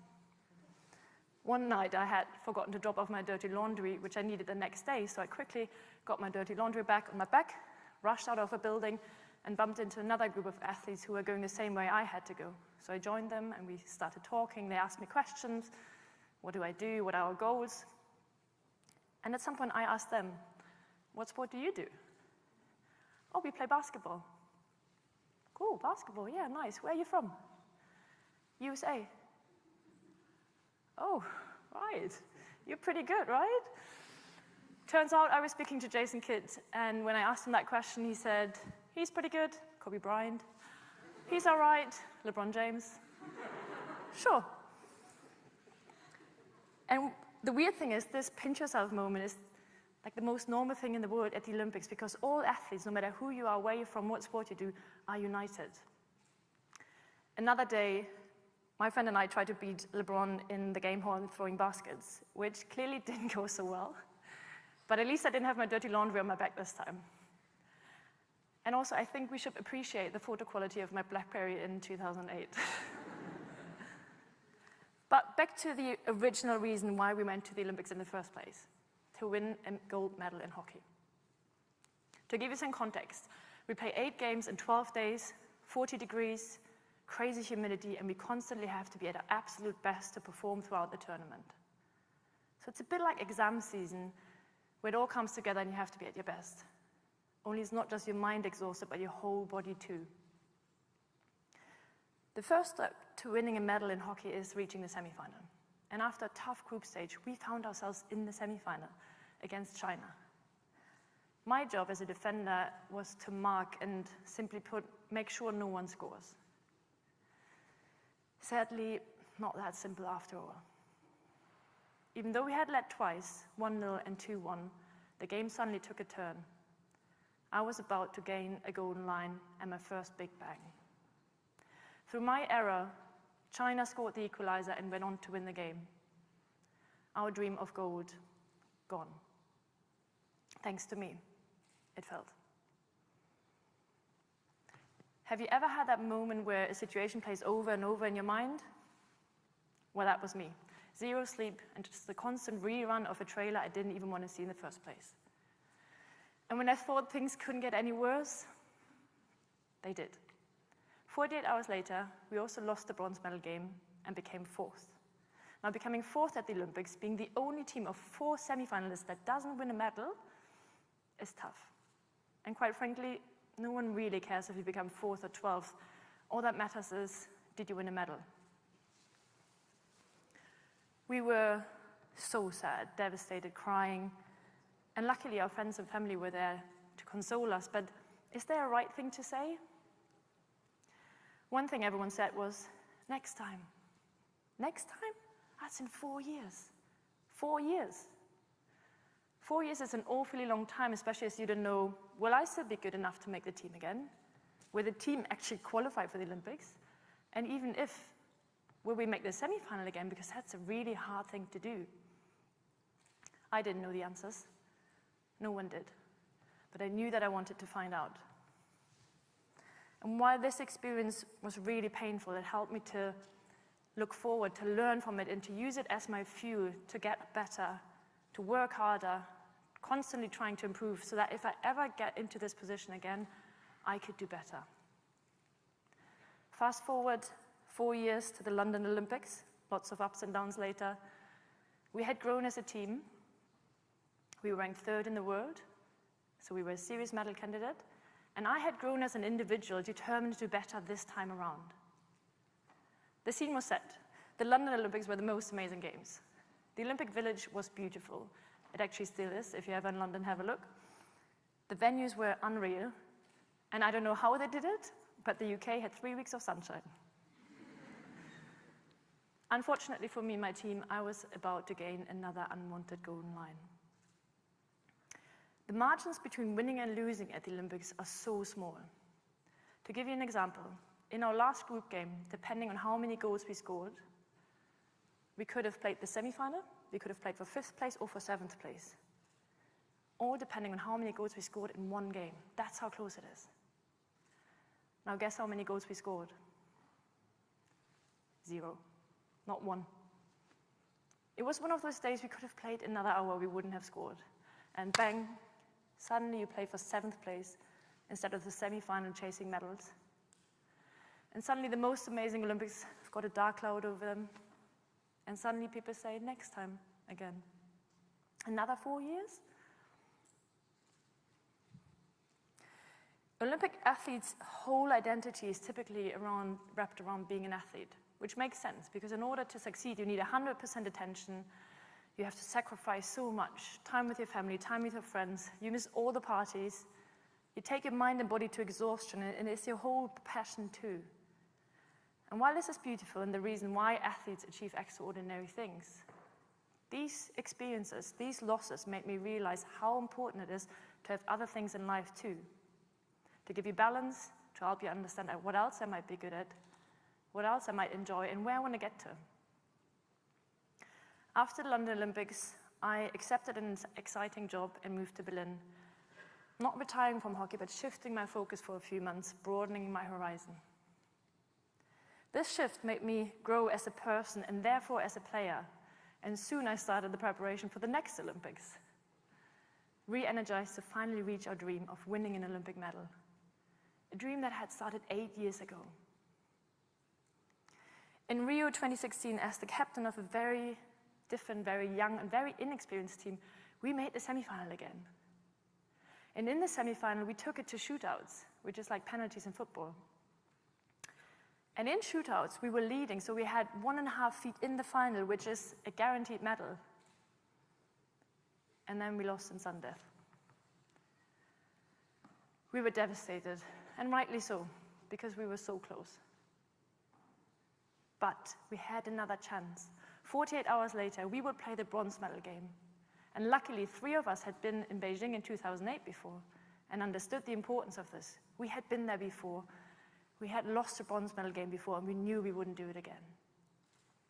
48 hours later, and 8 years after Beijing, we won the bronze medal.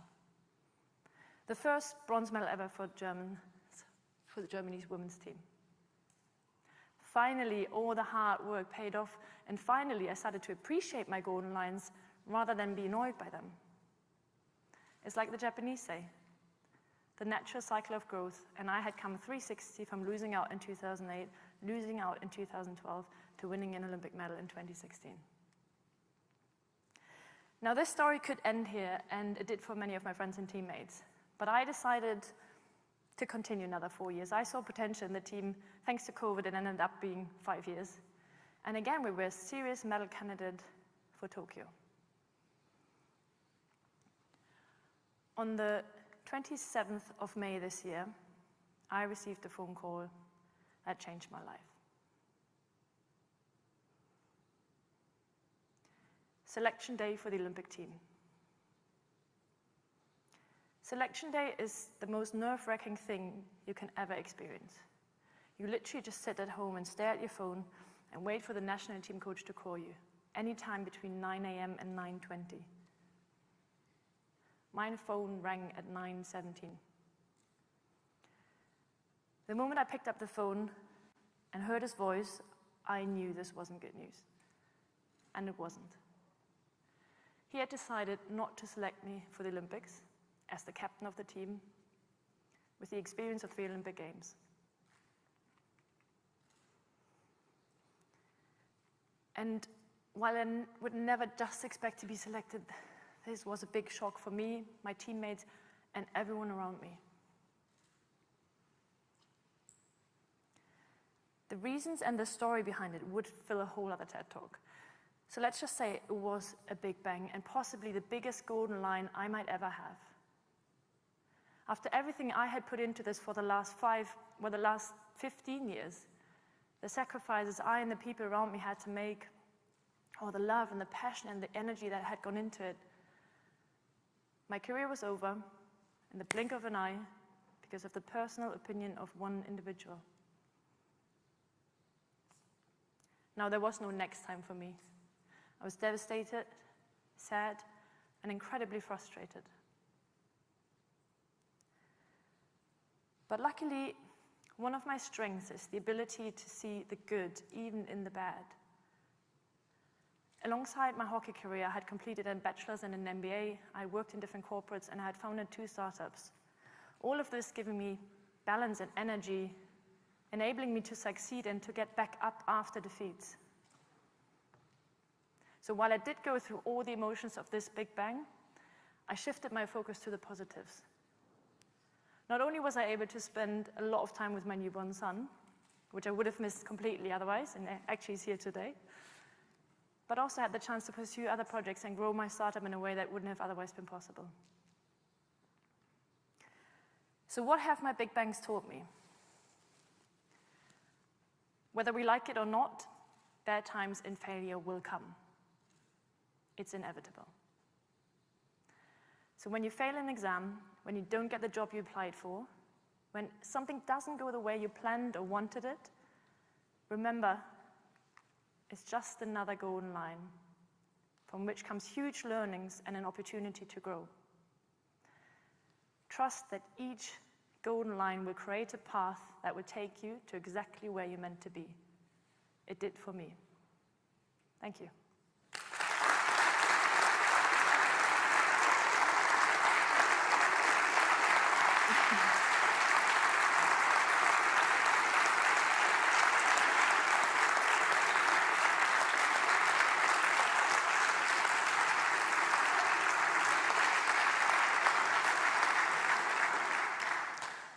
Again, beautiful story. Thank you so much for inspiring us. When we were chatting about what should be the best thing to ask you, and we debated many times about, you know, are Olympians born or made? Well, kind of a lot of people ask that question. So let's look a little bit about life balance. You're a mum, you're an entrepreneur, and in your spare time, you're an Olympian. So how do you manage that? Like, most of us can't manage what we're doing right now, but how do you manage that mentally? That's a good question. I think it's a lot of, first of all, time management, obviously. You have to get your things sorted. I'm German, so it's a lot of efficiency as well. But also we're lucky because we train really early in the mornings, and then we've got like 6-7 hours in between, so you can study or you can work, and then we train late at night again. But we train 10 times a week from Monday to Friday, and then have good 2 games on the weekend. So it's not too much time left. I think the key, though, for me always was, and that's why I was still playing, and even after 15 years, is that I thoroughly enjoyed both. You have to enjoy what you do, and then you don't notice how much time you spend on it and how exhausting it might be. And I was lucky enough to have that in my life, and I think that's the key reason. It's a pleasure to have you in Portugal. I hope you spend a few extra days here and enjoy it. I know that you have your child, your partner with you. It's so great to hear you talk. Thank you once again. Thank you. Thank you. Thank you. Wunderbar. Wunderbar. And I was slower than ever. But Perfect.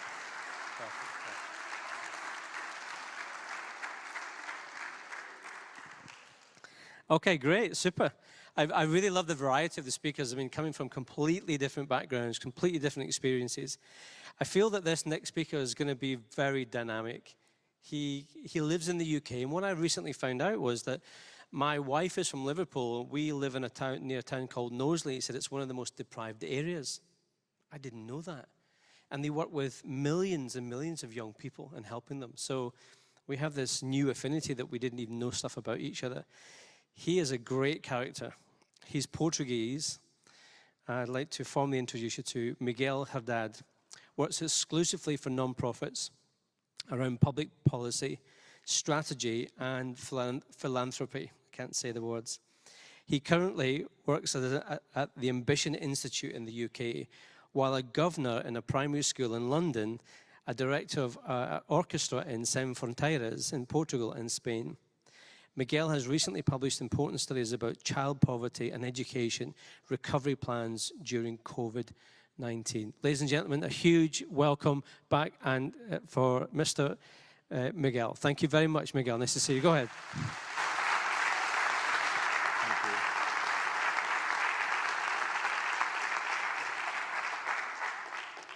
So I came here to tell you that our education system is failing disadvantaged children.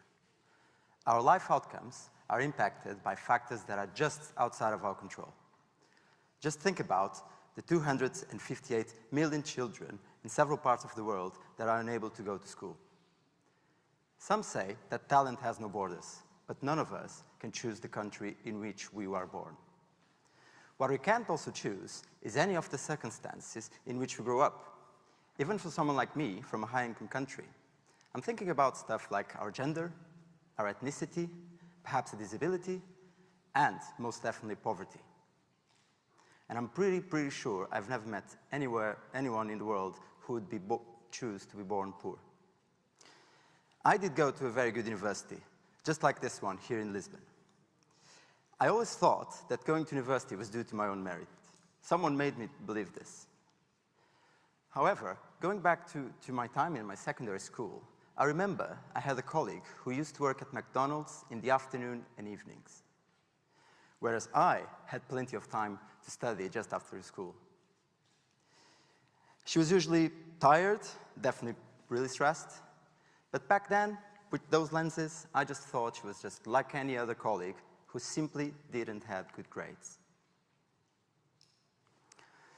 I Googled her before coming to this TED Talk. I was really pleased to learn that she graduated from university, which really means that we both got a higher education degree, but I'm pretty sure I'll never live up to her merit.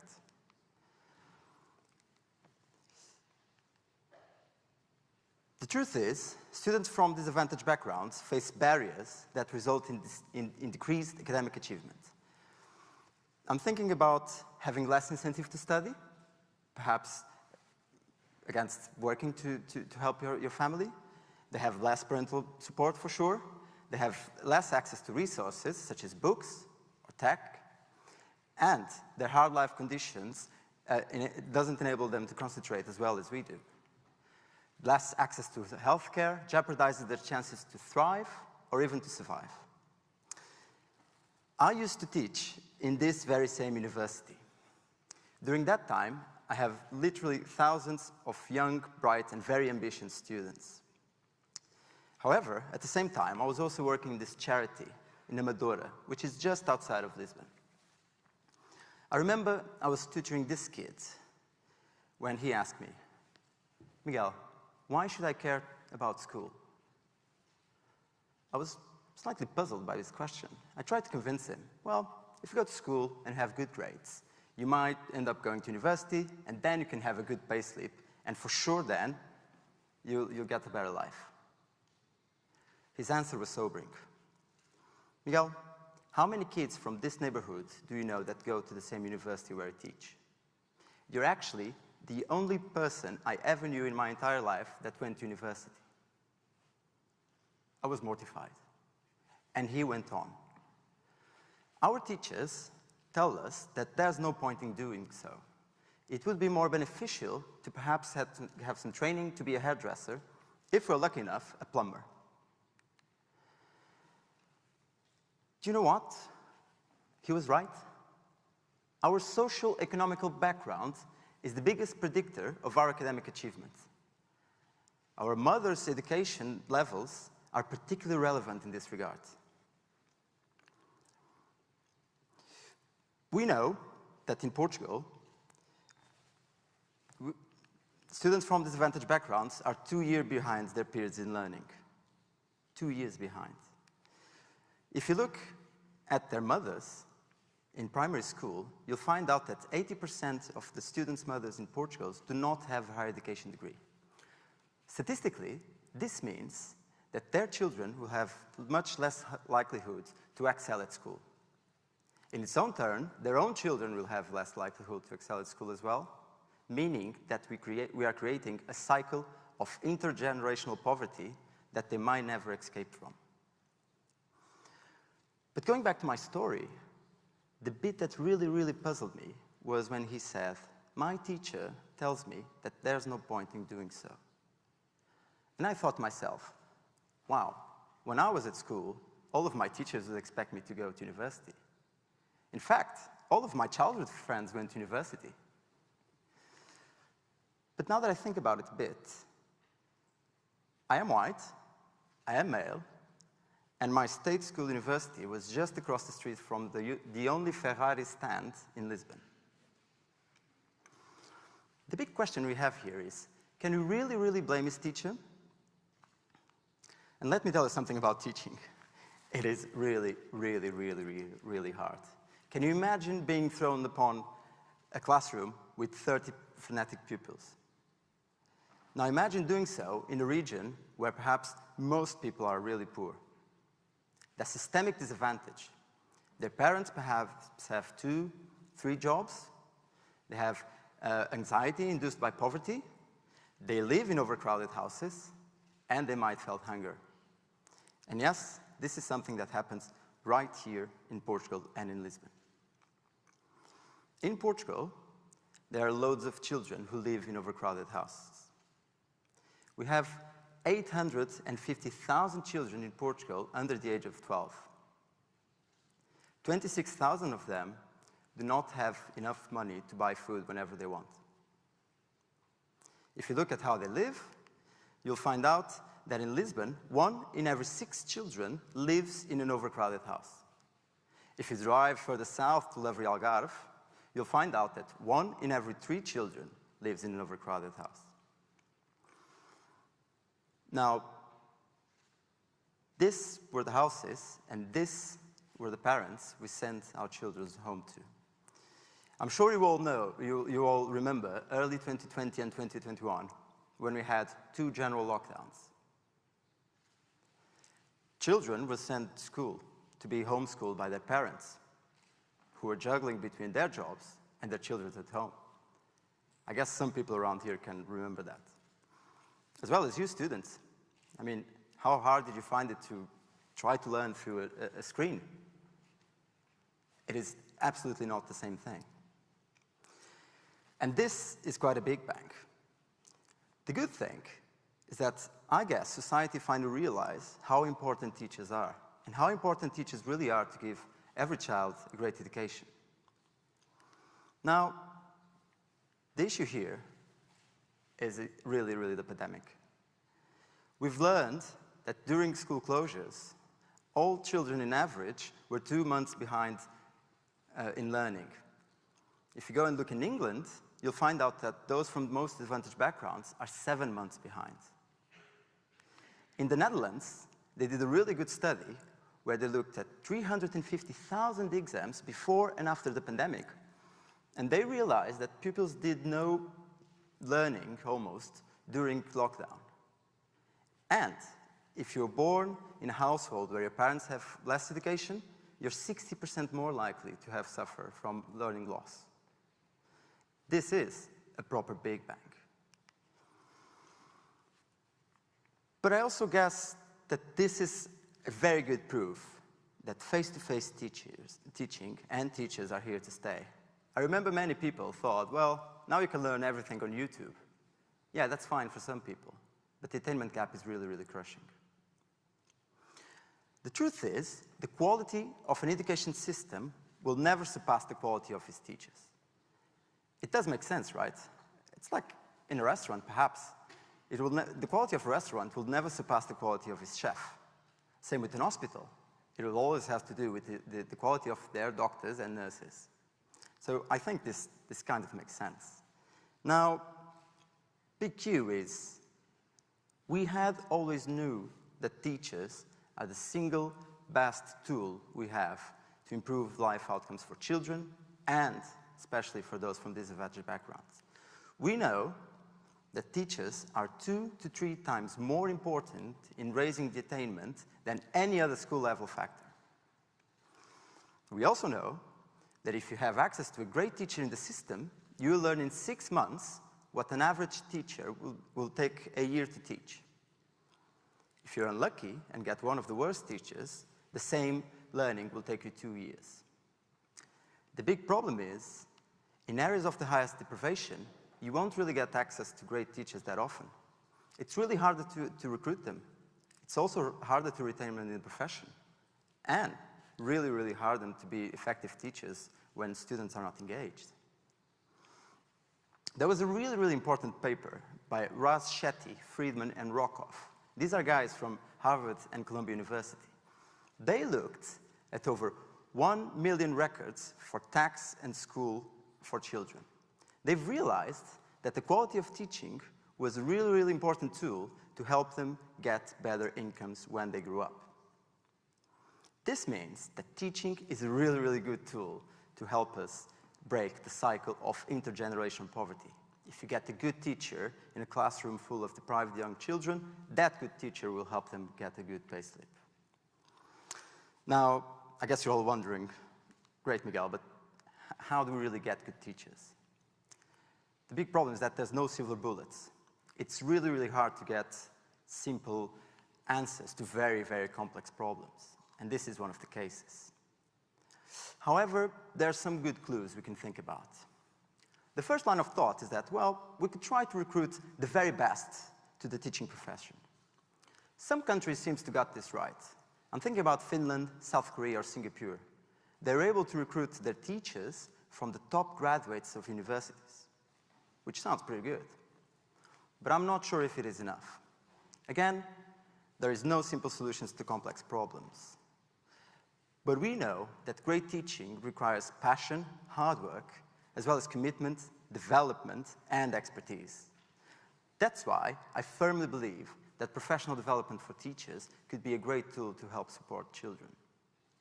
There's a very important paper by the Education Policy Institute in the UK that looked at how impactful teachers could be in improving pupil salaries in the future.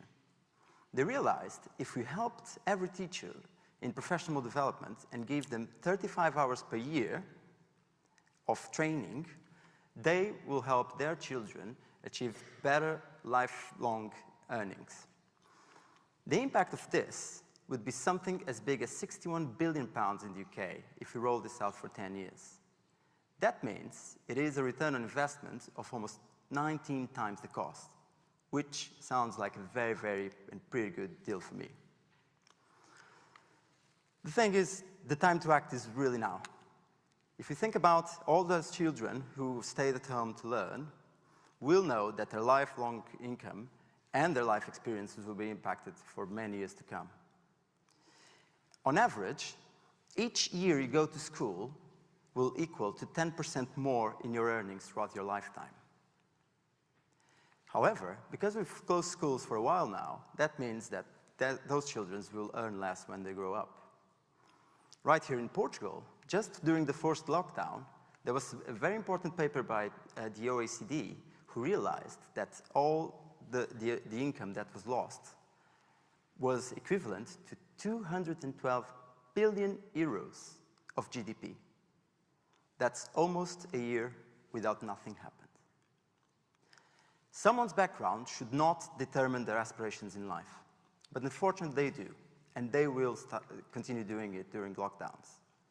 The time to act is now, and I guess the solution has been in front of our eyes the whole time. We need to give every child the teachers they need and deserve, no matter what the background. Thank you.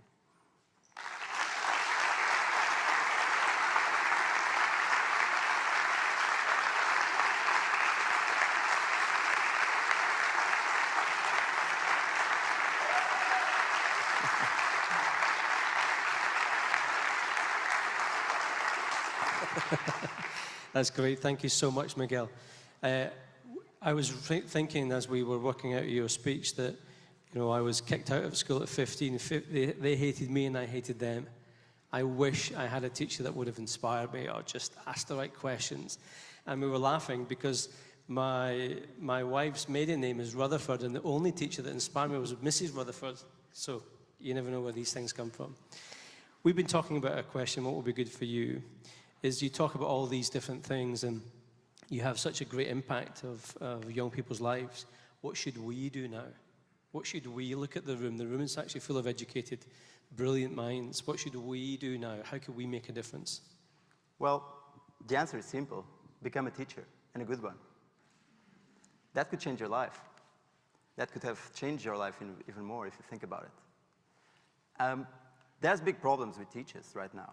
If you think about this country, you will know that almost half of all teachers, half of the workforce, will retire until 2030. We also know that we are not able to recruit teachers. And we should recruit teachers in enough scale to go to every single classroom, but we're not able to do so. Also, we're not being able to recruit the best teachers into the system. Conversely to Finland and so on, where we get really good graduates, here in Portugal, we're not being able to do so. So perhaps try a career in teaching instead of investment banking or something like that, and you might have really impact in children's life. I think that's the profession of the future, and perhaps that really can touch our lives for good. Keep doing the good work that you do. Thank you so much, Thanks, Miguel, Eric. for your talk. Thank you.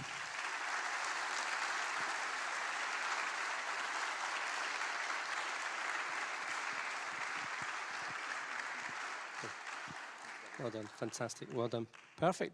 So we come to another break, and make sure that you spend time with the sponsors here because, you know, certainly the students don't have the budget to put this on.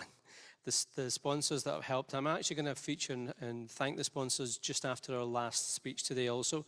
So we have a 30-minute break, coffee's there, network with each other, come back, and let's have the crescendo of the end of the day. Okay, thank you very much. Enjoy yourself. See you in a bit. Thank you. For coming back. Thank you for being again the most incredible attentive audience today. It was 2002 and I had my first ever visit to Lisbon, and I was scouting whether I would do a business in Portugal, and a friend of mine said, "Oh my goodness, you have to find a fado house." I said, "What's fado?" I said, "What is this all about?" And he said, "Find a fado house." And I found a place near Alfama, and it was in this beautiful little church crypt. And I went in there and I started having my dinner and eating my dinner, and I thought, wait a minute, there's a little bit of music going on. I didn't understand what was happening. And I was with a friend of mine, not my wife. I was with another woman, but not my wife. She was a friend. Just let's let that right on the streaming. And Fado started, and it absolutely blew me away. I was goosebumps. I called my wife and said, "Oh my God, I've just experienced the most beautiful music." I said, "But you're not there with me." And we have this afternoon an amazing treat. We have 3 who I think are the youngest Fado members of the society I've ever met in my entire life. We have Manel, Afonso, and Manel, and they are from Fado Nova. And this particular type of Fado is Lisbon Fado. Ladies and gents, let's give a huge warm welcome, TEDx, to our Fado guys.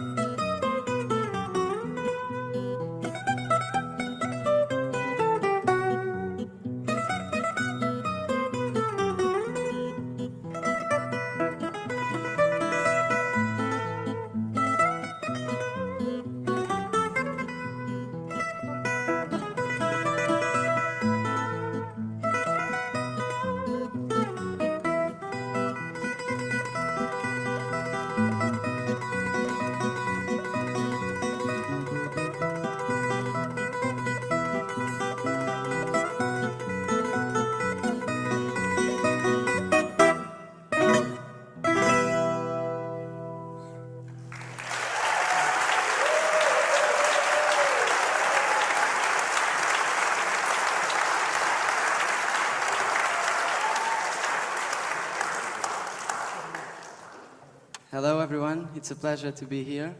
I hope you enjoyed as much as we will.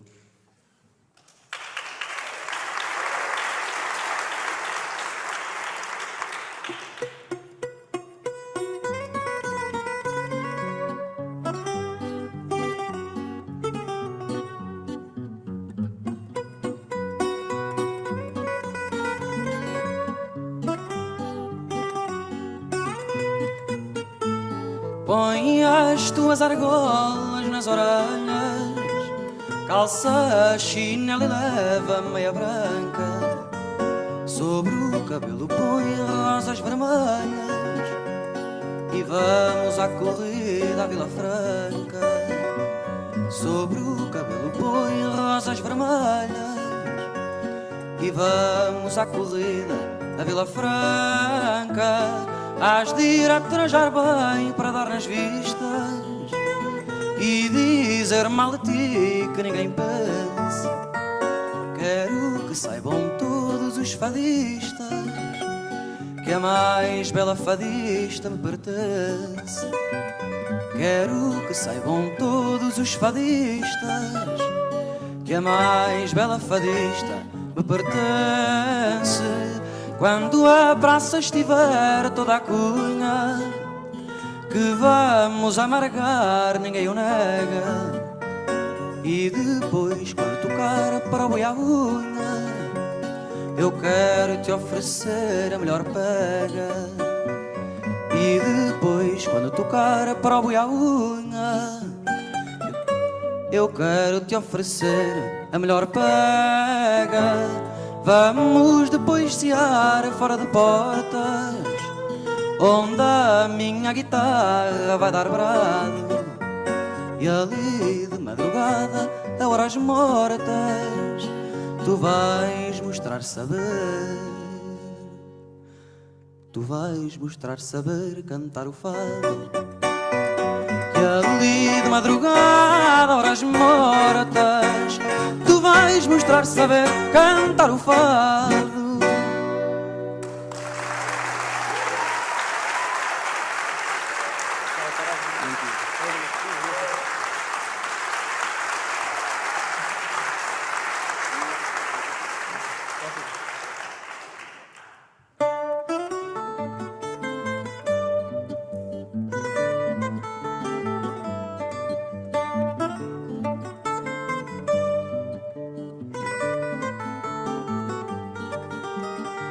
Não digas sorte, diz Deus. Não digas fardo, diz lida. Junta teus sonhos aos meus e vamos viver a vida. Junta teus sonhos aos meus e vamos viver a vida. Diz luto ao invés de destino, diz hoje e não saudade. Diz o manau que é divino, diz justiça à caridade. Diz o manau que é divino, diz justiça à caridade. Ai, em vez de negro diz luz, à noite exige o luar. E nos teus gestos mais nus põe a graça de te dar. E nos teus gestos mais nus põe a graça de te dar. Não digas sorte, diz Deus. Não digas fardo, diz lida. Junta teus sonhos aos meus e vamos viver a vida. Junta teus sonhos aos meus e vamos viver a vida.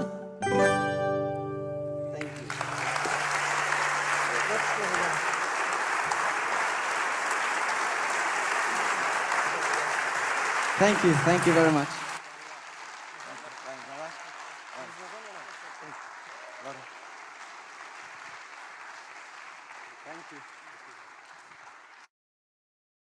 Excellent stuff, fantastic, beautiful, beautiful Portuguese fado, fantastic, beautiful.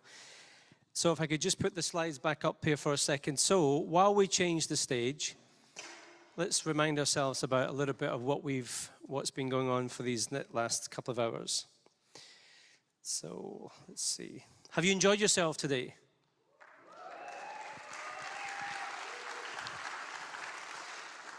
So we will have a little bit of fun after Susanna's event, and we're kind of good with time because of Wad's situation, but it's actually been a very, very well-oiled engine to put everything together. So we'll also thank the team later on. So, but I want to thank Will, thank John. You can clap them if you like.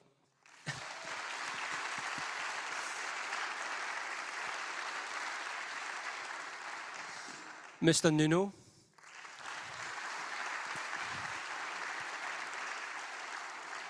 And I think if Nuno's wife's in the audience, this is probably this is the slickest picture of Nuno it's ever going to get. Look at his teeth. He's like a dentist. It's like Nuno, you should move from cancer fixing to dentistry. That's your next thing as a polymath. So it's the coolest picture. And then we have Miguel. Thank you, Miguel. And Mariana's here. And we have Jana.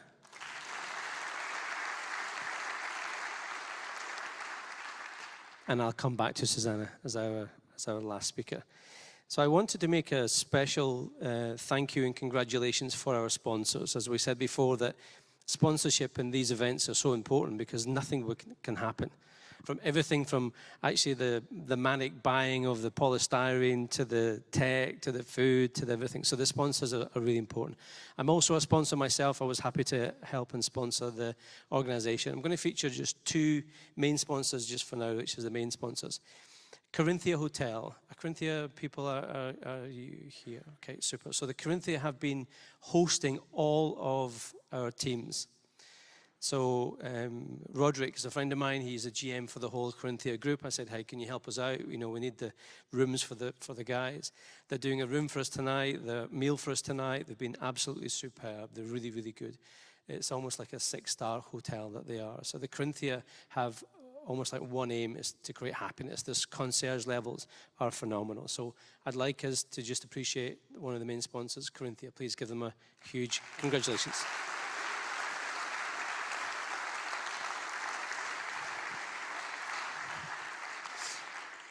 And then the other super company that really has been one of the main sponsors is a company called Matching for You. You match, we match.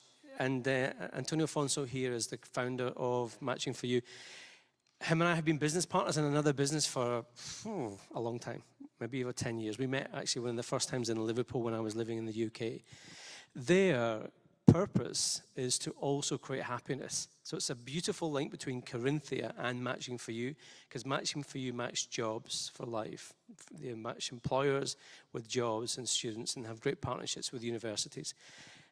Currently, I think, I'm not sure how many countries you're working on right now, but the expansion is huge, too many to mention. You're an amazing company. Thank you so much for all the effort that you do, and it's such a great link with the university to put students into the position, because it's what they want, is that career. And what Miguel was talking about is that opportunity, is that you're creating that opportunity. So thank you so much for your team for being here. Let's thank Matching for You. Thank you.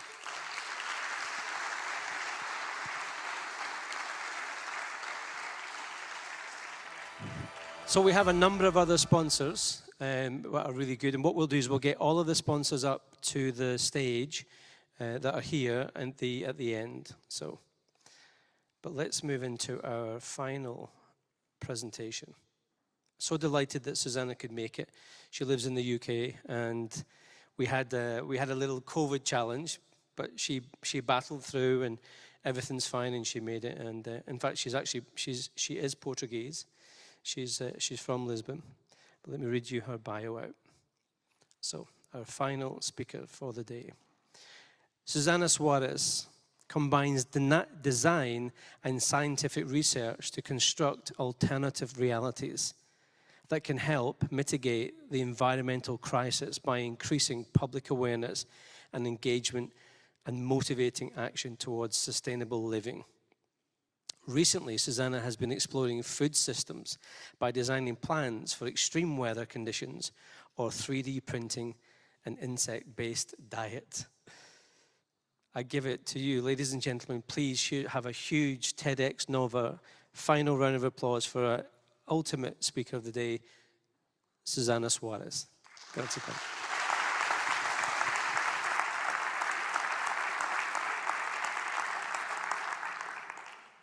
I'm a designer.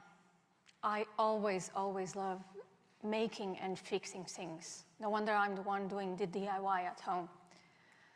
My grandfather was a carpenter. He was a brilliant craftsman.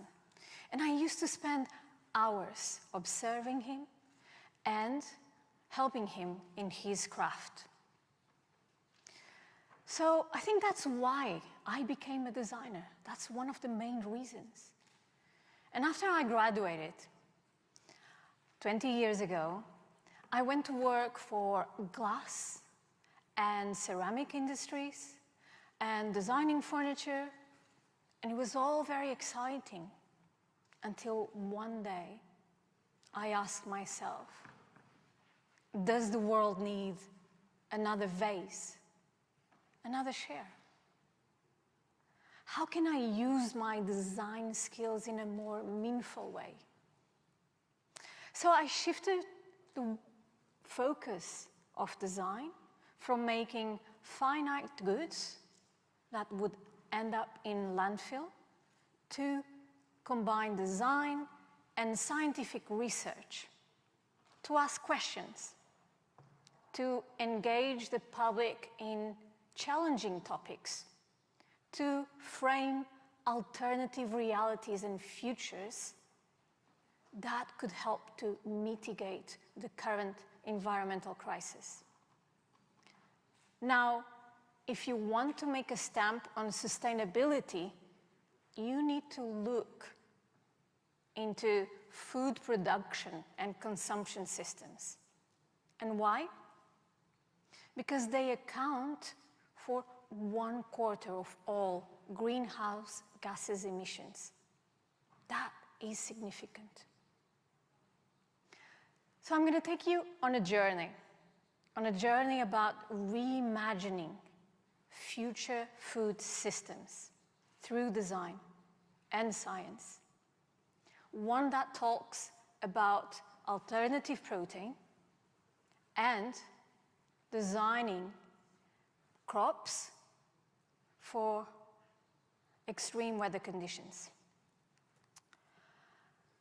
So the picture you see on the screen is mealworms and crickets. And my question for you is, would you eat insects? So hands up for yes. Okay, thank you. So second question, and now you're asking where I'm going to go with this. So who's a coffee lover? Who's a frequent coffee drinker? Okay, so that's significantly more. So what if I told you that with your morning coffee, you can have up to 300 fragments of insects in it? That's right, you already eat insects, so I'm sorry to spoil it for you. The same goes for chocolate and cereals. Insects are a byproduct of the production of those food items.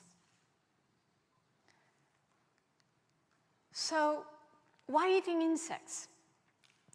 Insects are rich in proteins, minerals, vitamins, fats that are crucial to our diets. But more importantly, they have a lower ecological footprint. So they use less water and less land than traditional proteins. Now, if you look into feed conversion, which is the numbers you have on screen, for 1 kilo of beef, to produce 1 kilo of beef, you have to have 10 kilos of feed. How wasteful is that? Does that make sense? But to produce 1 kilo of crickets, you only need 1.7 kilos of feed. Moreover, 80% of the insect is edible and digestible. And you might disagree with me on this one, compared to 40% for cattle. So despite the evidence, why are we not adding insects to our diets? In fact, eating insects is not new. It's part of some cultures' diets for centuries. But in Western societies, we are still repulsed by the idea of eating insects. Why? So one of the aspects that deter us from eating insects is the sensory one, is the way they look. But it might be also the lack of information about their environmental benefit. It might be our cultural background. So that's where Insect Talk Hatan started. The question was, how can I use my skills to raise the awareness to the nutritional and environmental benefits of adding insects to our diets? So I started to collaborate with food technologists and other designers, and we started by roasting and grinding insects into a flour. And then we mixed that flour with other food products, such as cream cheese and icing butter and chocolate. And then we created a paste that can be extruded by a 3D printer and create all sorts of different shapes, food shapes. So why 3D printing? Well, because with a simple and very common design software, I could create various shapes that had insects. I could change insects' initial appearance. I could render them invisible. Also, 3D printing technologies outperform traditional manufacturing processes in their ecological footprint. So it uses less energy. It wastes less food, up to 40 to 60%. So I'm combining a potential sustainable protein with a potential sustainable food production system. Now, the aesthetic of these insect cookies, per se, came from the insect's very own textures and movements, just to catch people's attention to the project. And with Insectes au Gratin, we successfully combine 3D food printing technologies to raise awareness for the nutritional and environmental benefits of adding insects to our diets. We also increase the likelihood of people eating insects by 30% compared to other studies. And the participants in the project said that we made insects become more palatable. And they also understood the environmental value of them. And one of the aspects that was crucial for us, for me, for the team, was the engagement with other audiences and asking, what do you think? Is it tasty? What do you change here? And although I recognize that insects are not the silver bullet, they do not solve by themselves the problem, they provide a great opportunity for us to rethink about our food choices. And sustainability and resilience, it's what we make, it's what we want our food systems to be. So those are the words, sustainability and resilience, that take me to the next project. Extreme weather conditions are becoming more frequent and more severe. Take, for example, the heat wave in Canada, the floods in Germany this summer. They will be the new normal due to climate change, and they're not going to go away anytime soon. So how do you think those extreme weather events affect food security? Well, they decrease crop production, they increase food prices, and they increase the social and economic stability. So what possibilities can we provide? Can we redesign crops to become more resilient to these conditions? So I became interested in the research done by the Applied Science team at the University of Sheffield in UK. So these scientists were looking at plants' genetic blueprint, at their composition and structure. And they found out that by making small tweaks, they could make the plants and the crops more efficient under certain conditions and more resilient.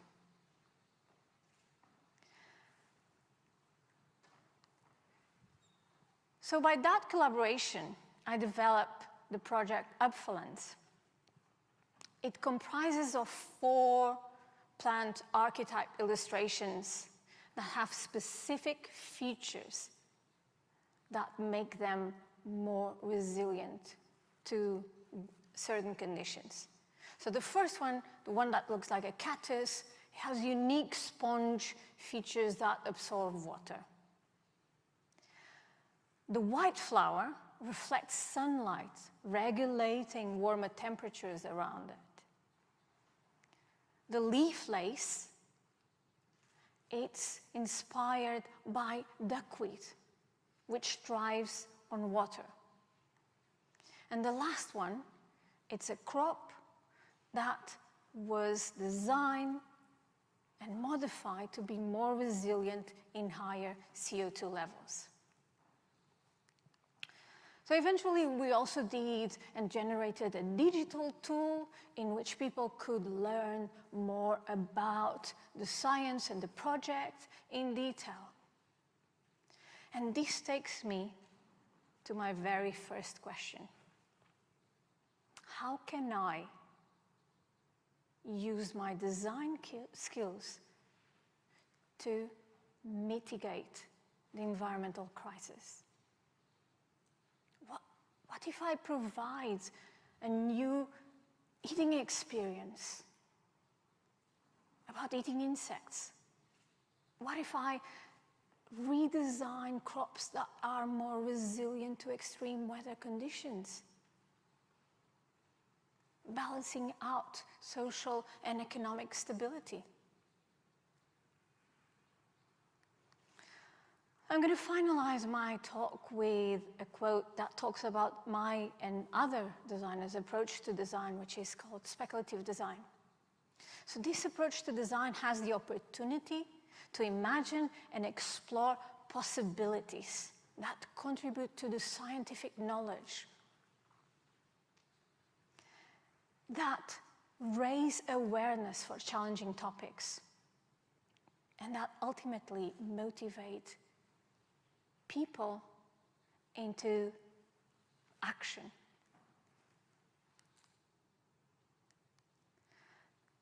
So I would like to go back to my first picture. So after this talk, after learning about the potential environmental benefits, would you consider adding insects to your diets? Hands up for yes. Thank you, that's the spirit. So, to you, a question to you.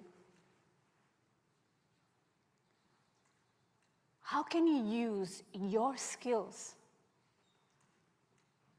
to make an impact, a positive impact in the world? Over to you. Thank you, and thank you very much to everyone that contributed to my project.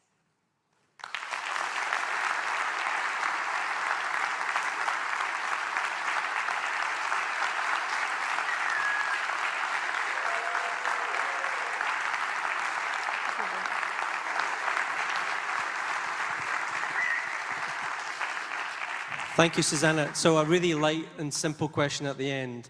What's your favorite insect to eat? And why? Well, of course, I ate a lot of insects, throughout the last few years because of the project.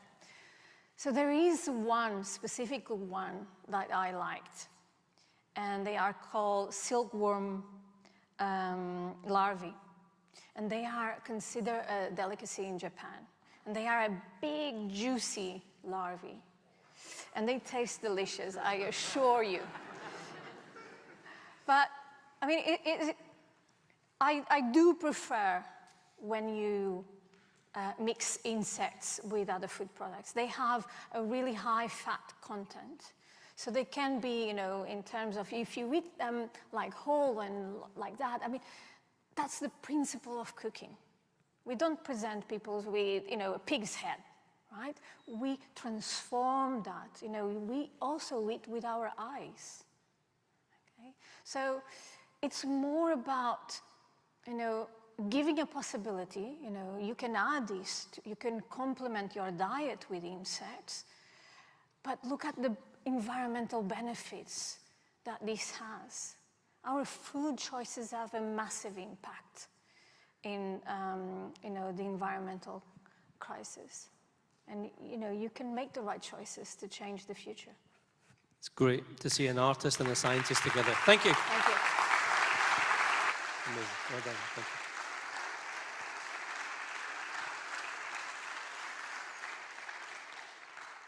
So let's talk about the elephant in the room.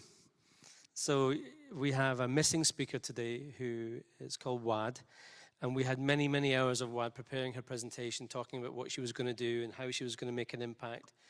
And she just couldn't get through the border. That's the simple answer. She just couldn't get through the border. Her and her husband were at a Ryanair check-in yesterday. And Ryanair are not the easiest airline in the world. It's like, nope, you can't get in. I must say, if 15 to 20 of us were running around trying to fix it, we couldn't do it. So I said to Wad, what I'd do is if I could, of course, this is not her, that she missed her massive opportunity to do a TEDx, but talk a little bit about her story. And I'm not trying to do her presentation.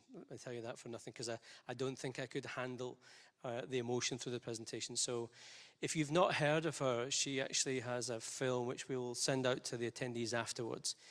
And she had a baby while in Syria, while her husband was saving people's lives in the hospital in the basement. And if you watch the film, you just cannot comprehend the tragedy of the disaster. So there was the first noise that her child heard was bombing, constant bombing all the time. She made this film, this feature film. It's unbelievable. She's a journalist, and she had basically captured all of these things that happen in Syria. And she put this through as a really, really powerful narrative. And it's about her daughter, and it's about survival, and it's also about being attacked from every single angle. And we can't go into the political stuff because it's not for this stage. But I said to her, why do you want to do this talk? She said, I want to do this talk because if we can have millions of people just to see the disaster that happens every day there, it might make a difference. So, and she was actually going to start at the presentation with her back to us, because that's exactly what's happening. We are turning the back on this stuff, and I don't want this to turn into a political thing. And I was in tears with her yesterday talking, because you cannot fathom, when you watch that film, you cannot fathom what you go through. We're living in the beautiful life here. We're in Carcavelis. It's the beautiful, and to go through that. And then she's now survived, and she's doing well, and her husband, she has a second child now. And to watch that. So we couldn't replace WAD, but I'm sure you understand that the world still doesn't allow the free travel of poor refugees. Hence, her passport wasn't allowed to come through to Portugal for this event. So I'd like us at least to give WAD a bit of a TED clap that you did with everybody else for today. So let's do that right now.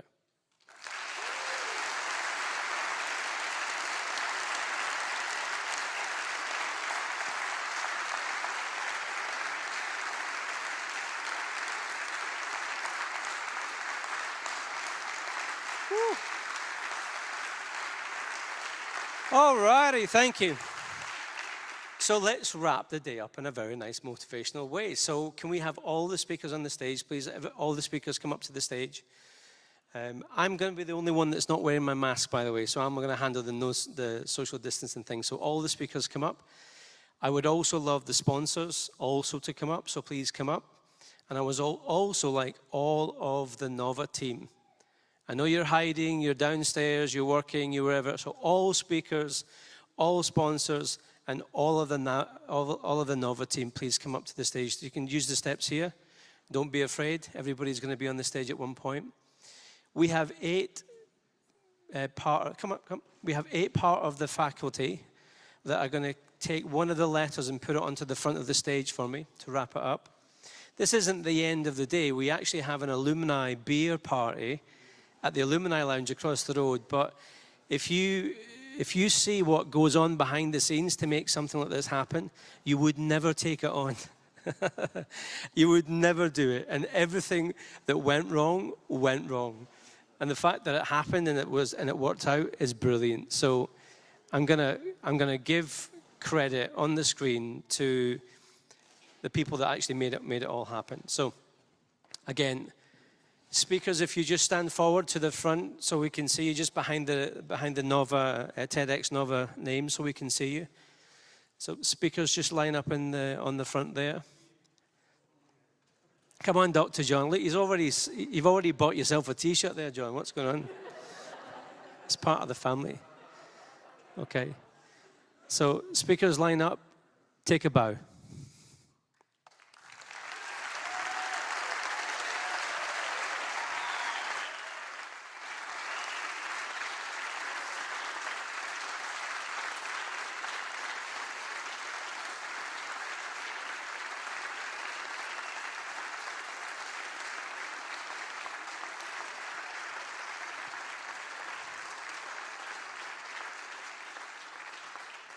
John, thank you so much for traveling such a long way. I know that this is almost the middle of the night for you. So we really appreciate it. Marianne, your story was so touching. Miguel, it was an absolute delight to see you transform your presentation today on stage. Susanna, loved your content, loved your passion, and I didn't even recognize you because you cut your hair the day before you came here. I was like, wait a minute, have we got the wrong speaker? Jana, thank you for being you and sharing your passion. And Will, the courageousness to start the day off isn't easy. So thank you for that. And Nuno, as the picture says, you look like a really slick dentist. You're going to be really famous on that front. So thank you so much. It's been a pleasure to work with you. I know that there's a lot of team here that have been mentoring every single speaker. And it starts from an idea. And I think you guys should applaud those.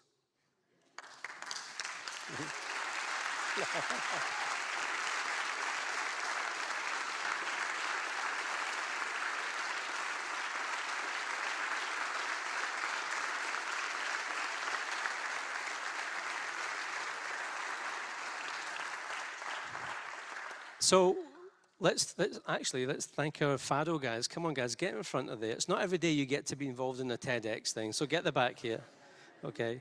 There was some cheeky students that came in and said, do you mind if I take a selfie on the TEDx like I talked at TEDx? I said, yeah, go on, but did you talk at TEDx? No, well, these people did, so that's why they get the real pictures.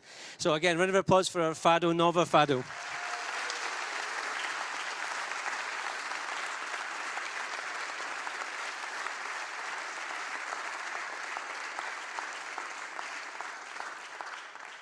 Thank you, guys. Again, to sponsors, we have a lot of people helping and sponsoring. So the Spa, Corinthia, Erva's, the restaurant there, Noesis, Bonstone, Ask Blue. We also have myself, my own companies, BNI, Corporate Connections, East Last, Ribivera's, I think I've got that wrong, Lilo's Poke Bowls, and then Do Not Worry. That's a really cool name for that there too. We have Sagres, which is going to be the Alumni Bar, I think. Luso, well, not so good, we want more beer. Nestle, Urban Foods, Yorimo Martins, Iswari, and O Choco da Fruta. So I think I said that right. That's exactly what I was supposed to say. And then when they said, would I host this? I said, yeah, as long as it's only in Scottish and not in Portuguese, I'd be fine. I wouldn't get anything wrong. So let's have a big cheer for Karima, Danielle,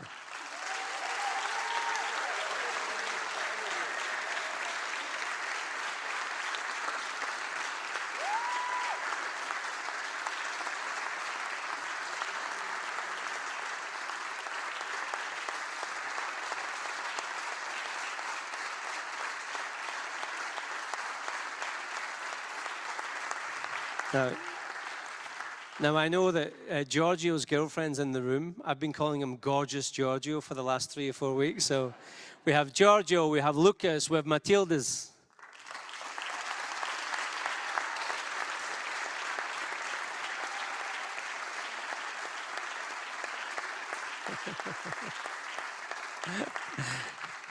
You look like a very different height on that picture there, Lucas, compared to Giorgio. We have Arne, we have Paulina.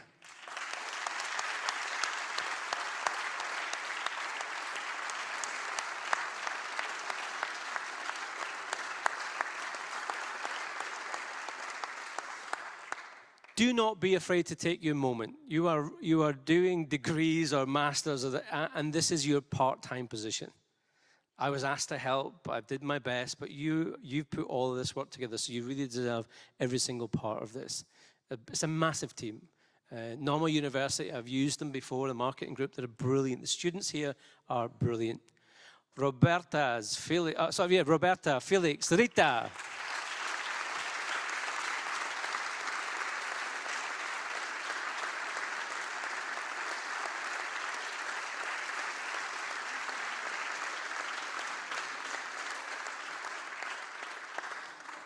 You should film yourself, yeah, you should film yourself, yeah.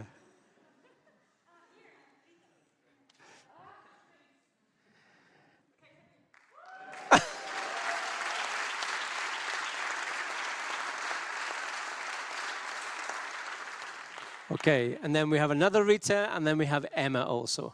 These guys.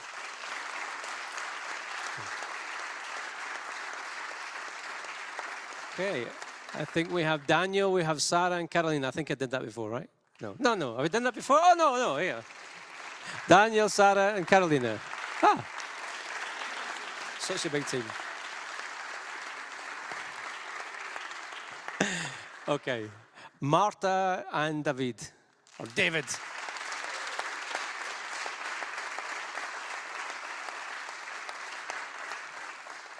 You know all the bags that you got? 2 o'clock this morning, they got home. And about 5 o'clock, some of them woke up. Some of them were still out drinking, but that's okay. We let them away because they're students. It's okay to do that. And then we have Robert, Anna Catherine, and Carolina.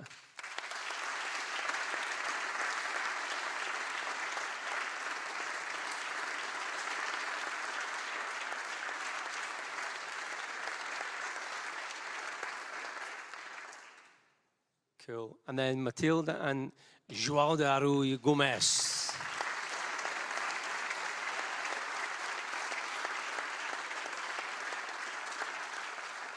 And then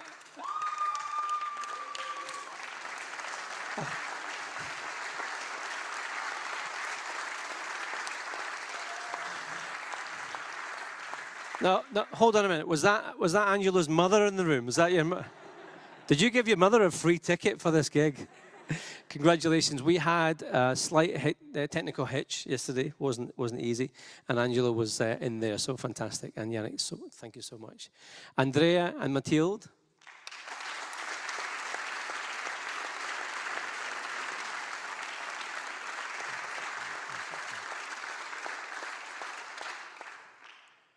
And Karima and Daniel.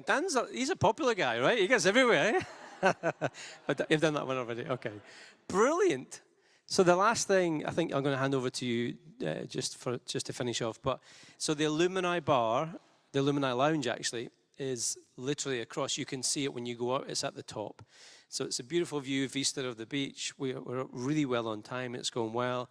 There's beers there. There's fun. And you can take your mask off because you're outside. Hopefully there's no rain. It's been a pleasure delivering this today. It's not my full-time job, but if you want to hire me, and I'm joking. I just really enjoyed being a sponsor. Thank you for inviting me and things like that, and have an amazing time at the Alumni Bar. I'm going to hand over to the students to wrap us up.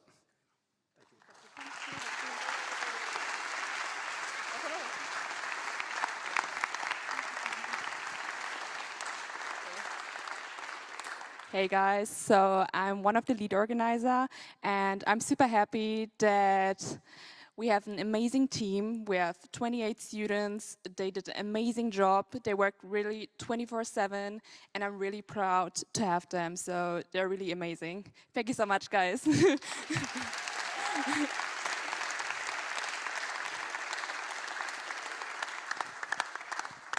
Thank you very much, Karima. One more person we especially would like to thank for today is this Scottish legend to my left. Throughout thick and thin, there's been one person by our side who, well, wouldn't have made this possible. And amongst us, we all have one saying, no Terry, no TEDx. And yeah, all the applauding he taught you today, let's give some of that back to him and thank our host for the day, Terry Hamill.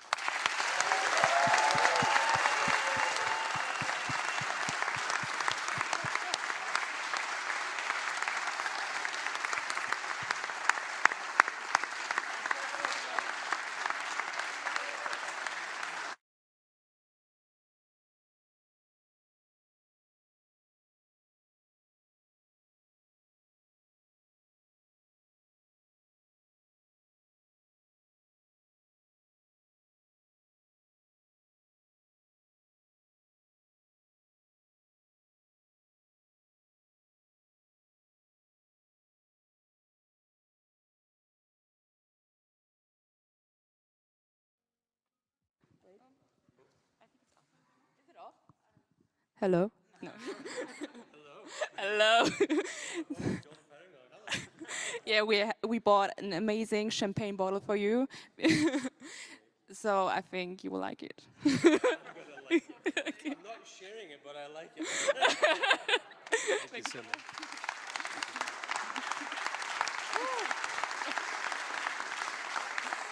Thank you. Thank you, guys. So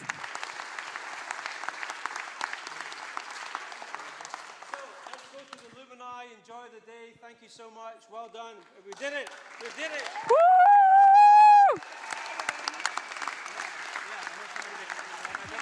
Yeah,